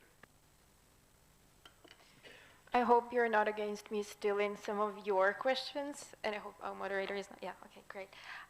So as for the question about Russian nuclear-powered satellites and claimed nuclear weapons in space, first of all, Almudena is right. Nuclear power, nuclear propulsion is not prohibited if we talk about space launches, space assets, etc. But what's important here is when we hear claims about Russian space weapons, have you ever seen anything that could potentially justify it? Because even when the Russian side is asking, could you give us some things that we could actually look at, there's nothing. And that's a big issue. And to illustrate this idea, maybe some of you were following the news last year, all the discussions at the UN Security Council, and all these things around Russian nuclear weapons allegedly existing. And if you follow the very broadcast, sorry for talking too long, but if you check the broadcast, after the resolution that the US and Japan jointly, the draft resolution that they jointly proposed, The speech by the US representative was quite striking because the representative, she mentioned that the fact that the draft resolution was not adopted doesn't change anything. And that resolution was on the prohibition of development, the resolution was prohibition of development of nuclear weapons. And again, it was reinstating the articles of the OST that prohibit the placement of weapons in outer space, of nuclear weapons in outer space. So yeah, and she said that the fact that it wasn't adopted hasn't changed anything. So what was the purpose of the document? That's the big question. The second point, if we talk about the moon rush and the Artemis Accords, what really is concerning for me is one of the provisions that these accords have. It's about safety zones around the installations. And I think that could be a potential connection to the things related to appropriation. So yeah, that's quite concerning. So what do you mean by safety zones? So it's your territory, but is it your territory if we're talking about the moon? Then another point, I totally agree with Almudena that suborbital flights and tourism and stuff that could draw attention to the problems related to outer space security. But I'd like to highlight and flag that it's very important to sustain and maintain the balance of scientific flights and tourism. So it shouldn't be that much refocused to tourism. It's not like fun. It's not yet the time. We should pay attention to more important aspects. Regarding responsible use question, so the thing is the terminology that we use, responsible, and that's actually the point that's been raised by Russia. What is responsible? Who is defining what is responsible and what is not? That's quite prejudiced, that who is defining, who is big leads, bosses, who is going to do that? And that's a big question. So who's going to judge if you are responsible or not? And I would actually disagree with Almudena that PPWT is capability-based. In general, the ideas that have been proposed by Russia and China regarding the legally binding document, they try to balance between capability-based and behavioral-based approach. Behavior-based approach, because we all understand that cyber and electronic warfare in outer space is quite hard to control, and here we come more to the classical understanding of the Western countries that promote the responsible behavior thing. So we understand that we cannot measure, as we talked about it during the previous panels, we cannot measure physically the electronic and cyber warfare and directed energy weapons and stuff like that. So here, Russia also suggests to think about the impact that is really being waged, if I may formulate it that way.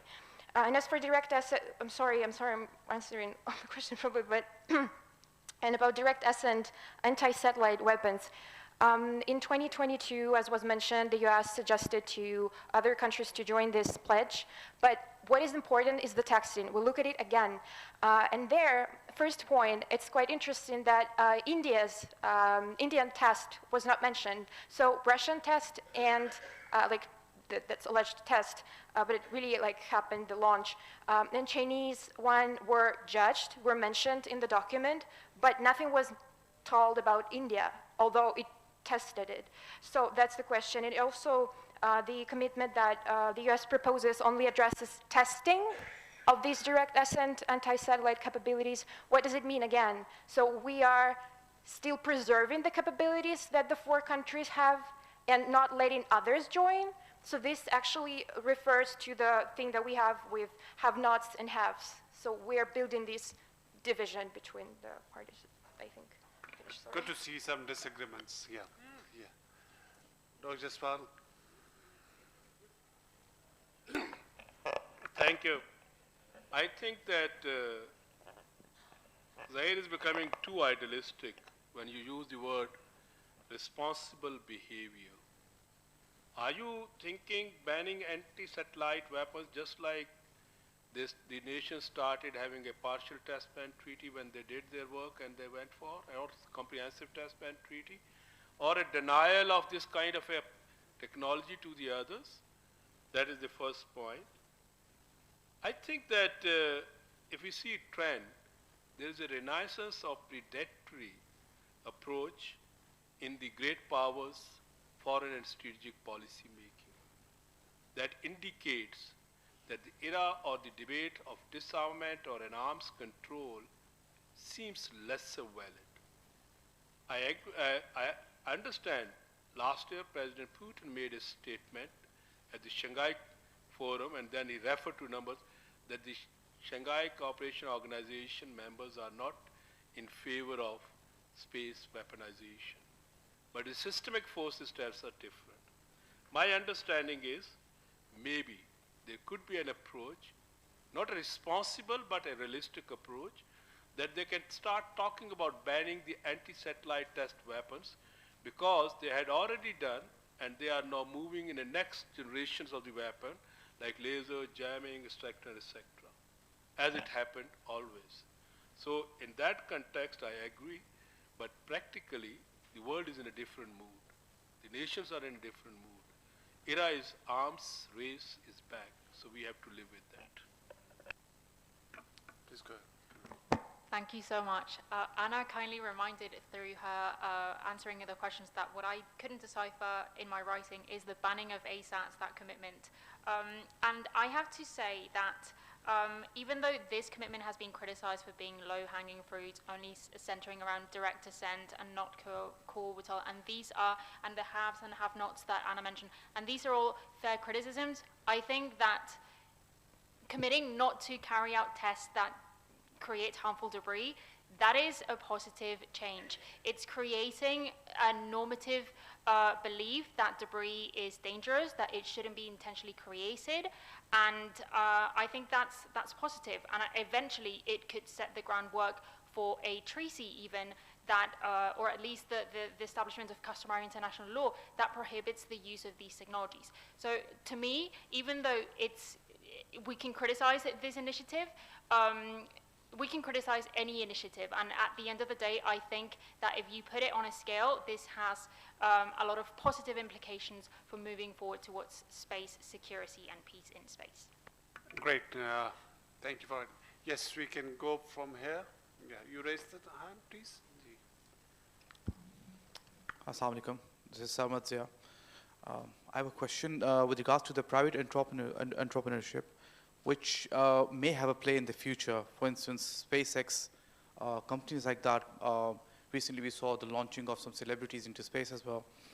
So how would that impact, because they have much more access to resources and budgets than smaller states like Pakistan. They have much more budgets than that. So how would they come into play and help the countries that they are working in not just reconnaissance and surveillance, but also how would that have a play in terms of giving them access to countries' resources and data sets which can help them attack them, or which may also be used as a weapon in the future. So maybe a comment on that, please. Thank you. Right. Sure. The lady over here, third row, please. Thank you, Dr. Adil. Two very quick questions for Ms. Almudena. You mentioned... can you please introduce your... I'm sorry, I'm Aiza I Azam. know you, but others may not know you. Yes, I'm Aiza Azam. I work at the Air University with Dr. Adil. So, because you mentioned earlier on that 80% of the space economy is constituted by commercial space actors. And we know that much of the regulation which currently exists around actors in outer space, it depends a lot on the enforcement by states. So I was wondering, do you believe that we, at this point in time, we now need a more aggressive, or rather a more proactive approach which specifically targets or which specifically addresses the potentially destabilizing role that commercial entities can play in outer space, particularly in a time of emerging and disruptive technologies? And secondly, very quickly, because you referred to the matter of terminology and how it's interpreted differently across languages, which is very important. For instance, China doesn't necessarily classify dual-use technology as weaponizing unless it's used offensively. That's just one difference. But do you believe that this disagreement over terminologies, or this difference of perception over technologies, do you think it's really just semantic for political purposes, or is it really actually difficult to bridge that divide and to actually try and understand each other's perspective and come towards a particular agreement. And this question is directed to? Both are for Ms. Almudena. Both, okay. Last one.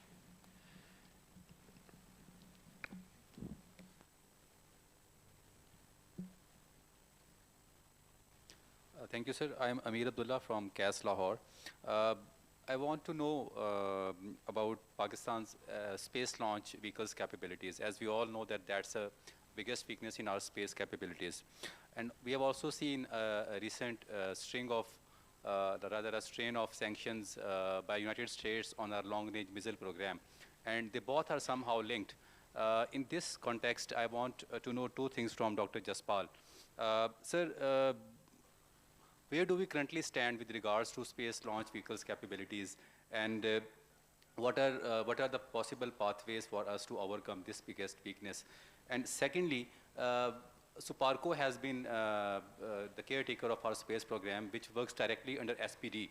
So this casts a military shadow on our whole space program.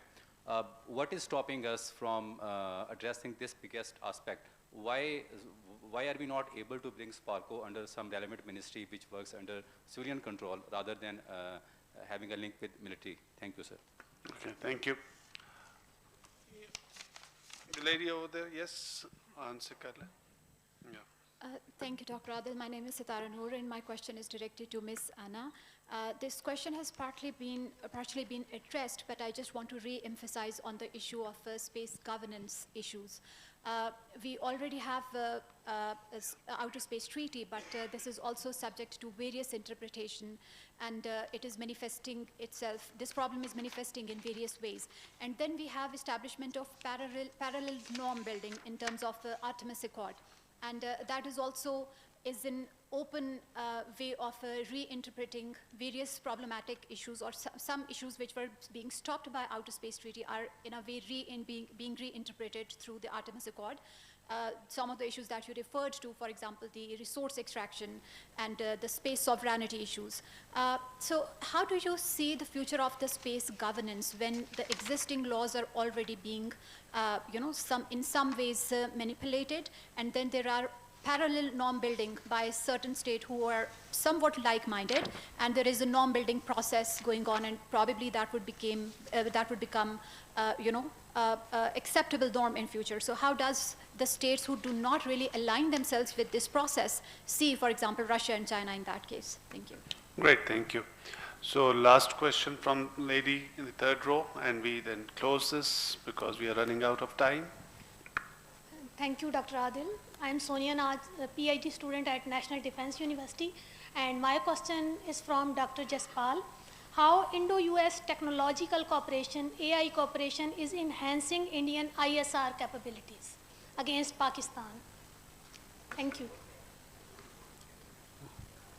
Sure, we had discussed this in the last session, but Dr. Jaspal can give his perspective. So can we start, and you can divide the questions and as per.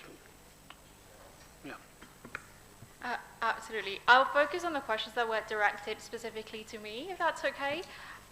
So the first one was on commercial activities in space, and whether we should change regulations to deal specifically with the commercial issue. Actually, the Outer Space Treaty already considers this, and this is quite a feat when it came to the drafters back in the 60s, that they consider the potential role that non-governmental actors could have in space. Article 6 of the Outer Space Treaty establishes that states are responsible for the national activities of the nationals, including non-governmental entities.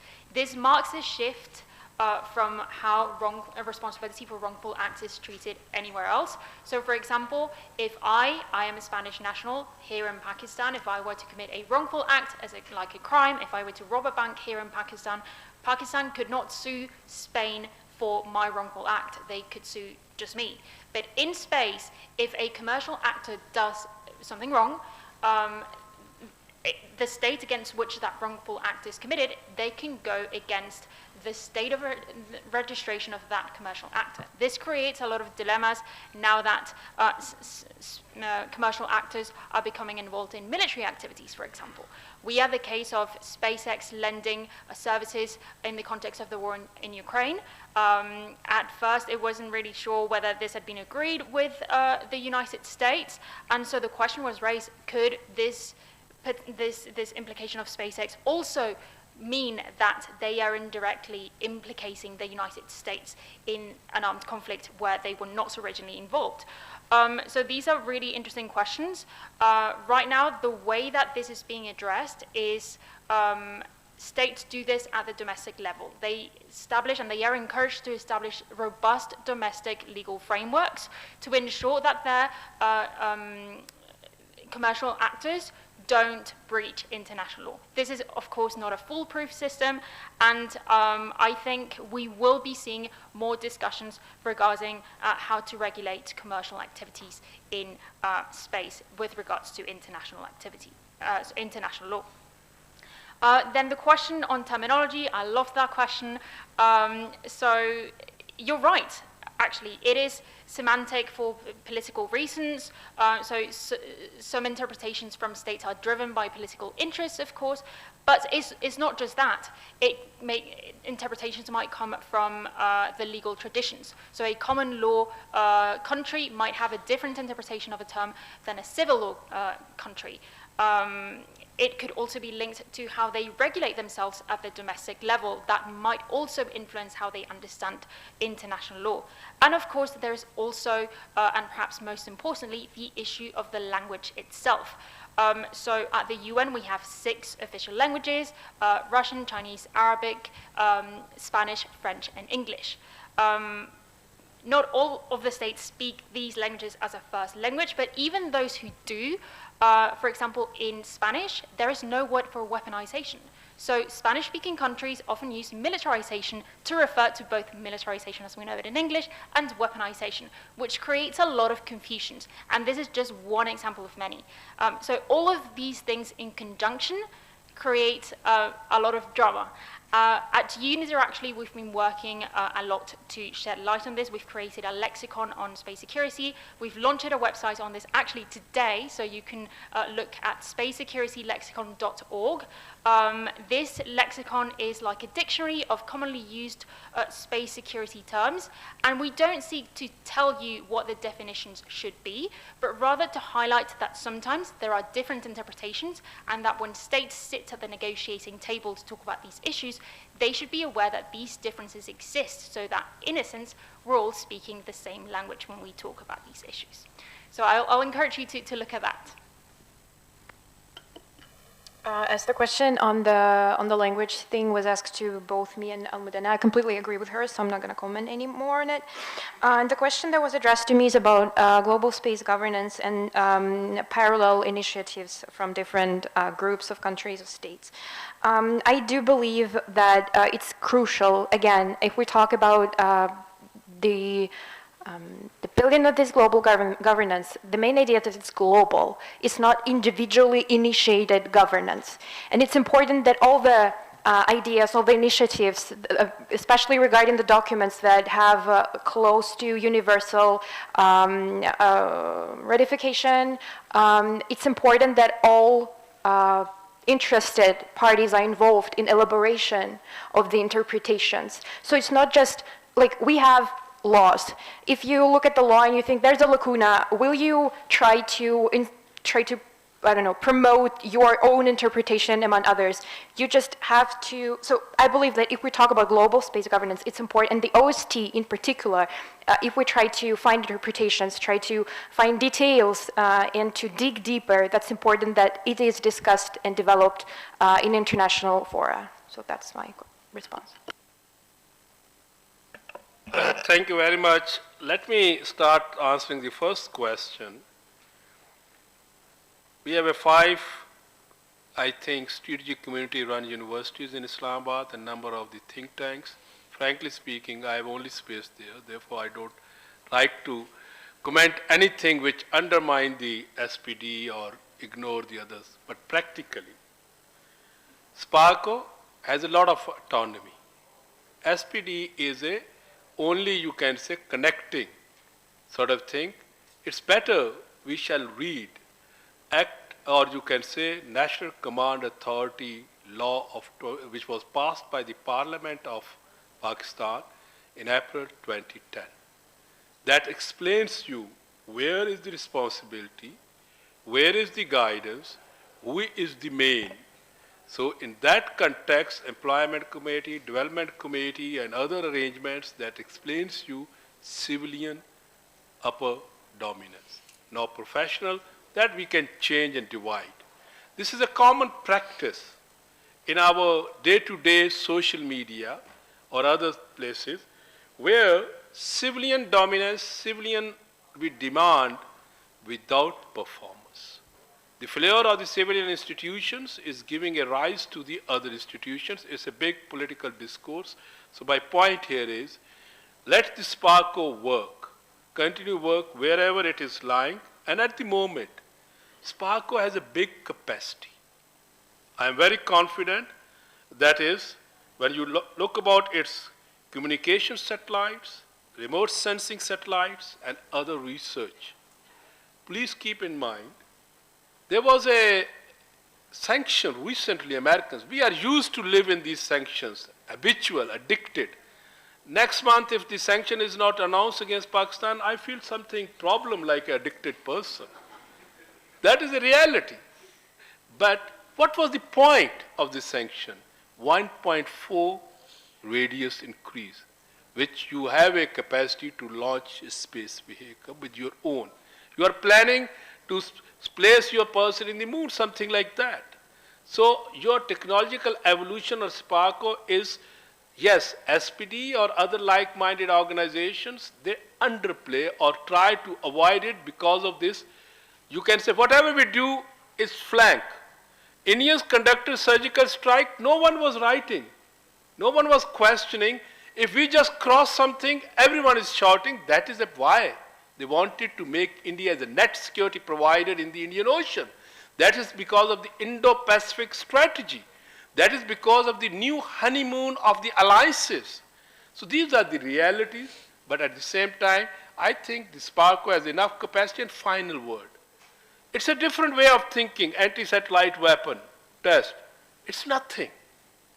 Pakistan has a number of the missiles. We can do the same what the Chinese did in 2007, what the Indians did in March 2019. It's just a political will or a decision. You have a capacity, you have a capability. I think it's better we shall be more confident rather than reactive in this domain.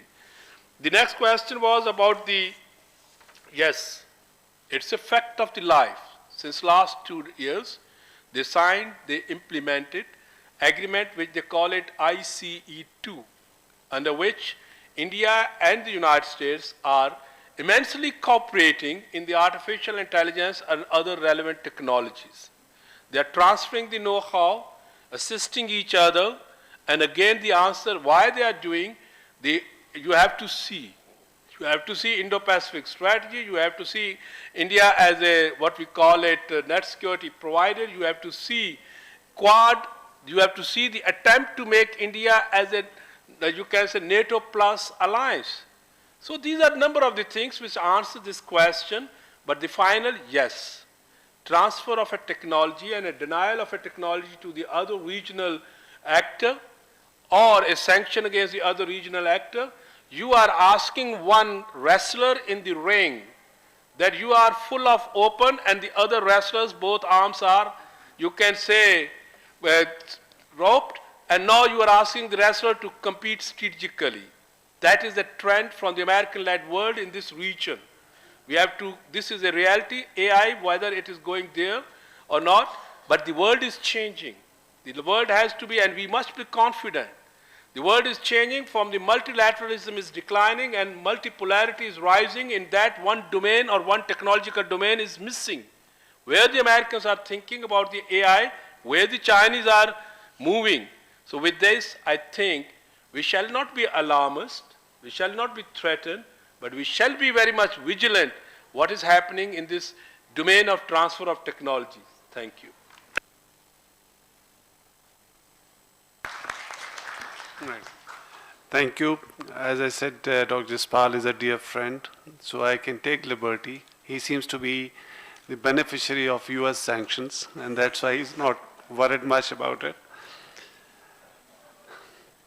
On Sparko, I think objectively, it's not about that Sparko doesn't have the potential, or the youngsters, or sometimes we see on the media the critique. It's not about undermining that organization as itself. I briefly mentioned because this panel was, and I saw that in this panel there were some disagreements, and it is what the debate should be, and the credit goes to Ambassador Naqvi and his team for bringing people from different countries, so they have their own perspectives. So within Pakistan, we also have our own perspectives, and we should discuss. Nobody is questioning Sparko's potential. At the start of the panel, I said in 1961, Sparko started its research work, and the PAC scientists who were essentially doing that work, within 1 year we were able to launch 2 rockets with the help of Dr. Pervez Bhatt is here, so he would remember that and he would endorse that. So it was within 8 months, 9 months, Pakistani scientists were able to deliver that. Of course, it was with the help of NASA. India started in 1962, and then India continued its trajectory because of our own compulsions. We had to focus more on our nuclear program. We had limited resources, minimum technical human resources who knew this business. So either you do nuclear weapons program or you do the space related. So the priority at the national level, it was more towards nuclear weapons because that was seen as more crucial. And that's where we started to lag. So it's not about that Sparko couldn't deliver, it was all about national priority at that time, and that was based on your national security consideration. But one thing that I partially may not agree with Dr. Jaspal, that we cannot continue like this. Because space is more about commercial activities. And once we compete, whether we should or shouldn't compare ourselves with India, the point is India progressed because they separated their commercial side and the military side. And Sparko, since it works somewhere on military projects, so it was put under entity list. So any organization under entity list, then the commercial entity, European Space Organization, outside entities, they are reluctant to collaborate. And in space domain, all countries are collaborating. We see India, US, we see Russia and other countries collaborating in the commercial domains. That's how you make progress. So once you build that capacity, you can always use that capacity on the military side. The military dividends are always there. India did exactly the same way. It brought that technology, satellite launch vehicles from United States. The scientists were trained, they developed that technology, and then they started building ICBMs now. So that's how you progress. So I think Amir Abdullah, who came all the way from Center for Aerospace and Security Studies from Lahore, his point is more about that we need to think about it, that if we want to compete in space domain, which has more commercial dividends, as I said, $1.8 trillion, everything that you do on your mobile, on your TV sets, on the communication, all the data, others are earning, we are not earning. India has 2% or 3% of this space economy now. They intend increasing to 8 to 9%. So $1.8 trillion, $8 to $9 billion per annually they will be earning just from the space economy alone, investing $1 billion a year. I think Sparko's budget is much lesser than that. So that's where I think we need to put in.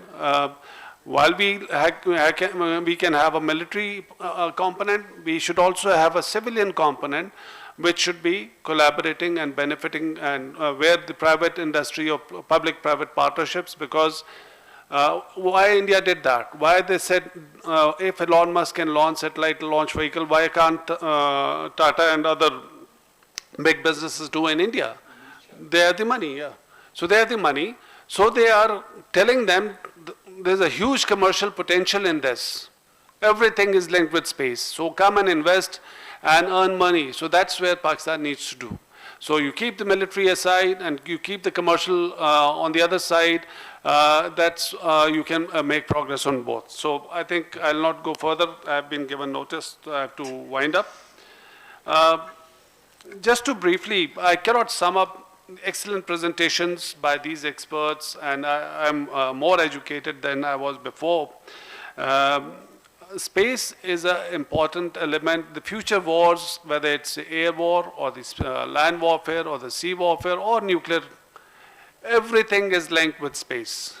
So any country which has that space dominance would have significant advantage in future warfare. So in terms of, once we talk about the future wars are going to be joint multi-domain operations, where no one specific arm would be, can win those wars. It has to be supplemented, complemented by other arms linked with space. So that's the important for the military.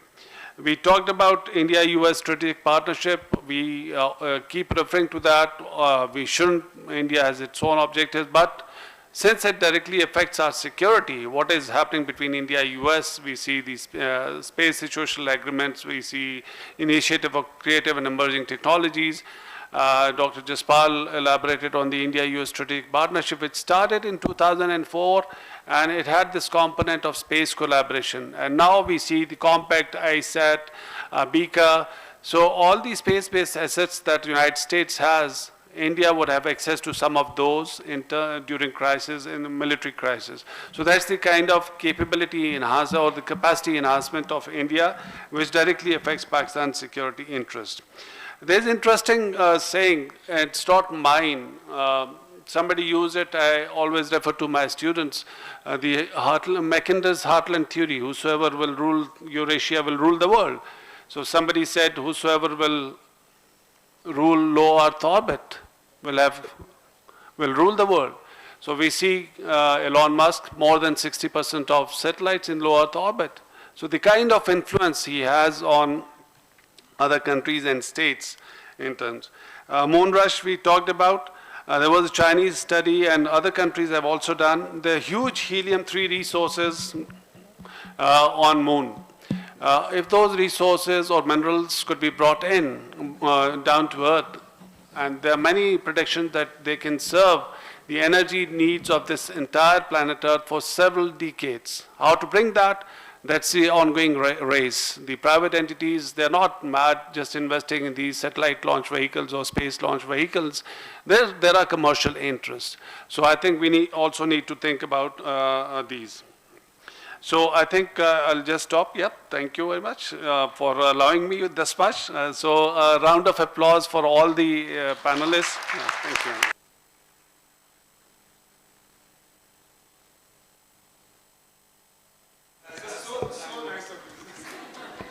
Thank you, esteemed speaker, the moderator, for your insightful contributions. Now I would like to invite Ambassador Ali Sarwar Naqvi, Executive Director, CISS Islamabad, to please come forward and present souvenirs and participating shields to the distinguished speakers and the moderator.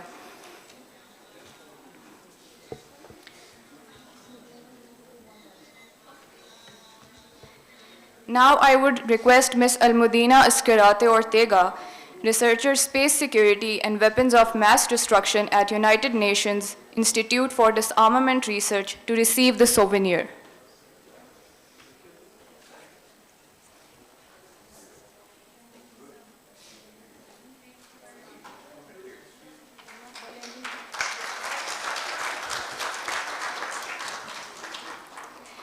Ms. Anna Belolipetskaya, Research Associate at Center for Energy and Security Studies, to please come forward.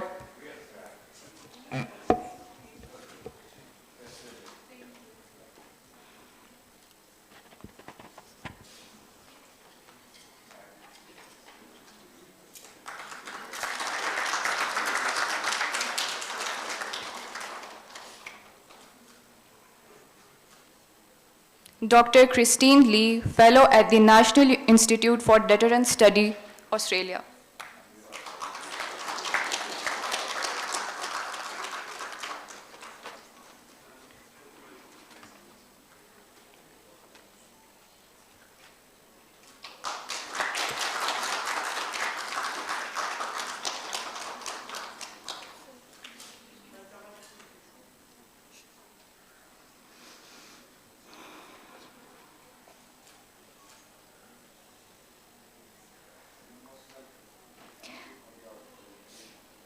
Professor Dr. Zafar Nawaz Jaspal, Dean Faculty of Social Sciences at Quaid-e-Azam University, Islamabad.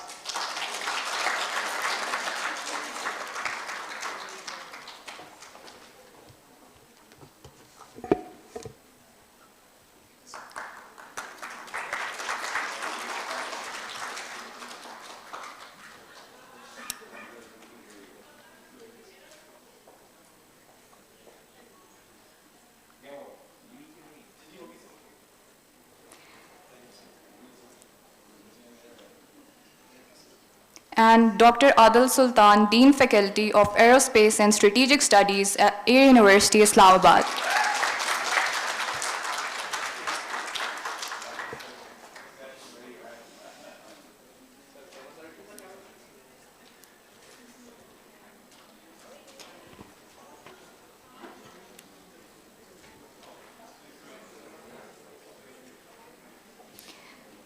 Now we will have some good break time for everyone. You are invited to the tea being served at the end of the hall. We will gather again after 20 minutes for the last working session. Thank you.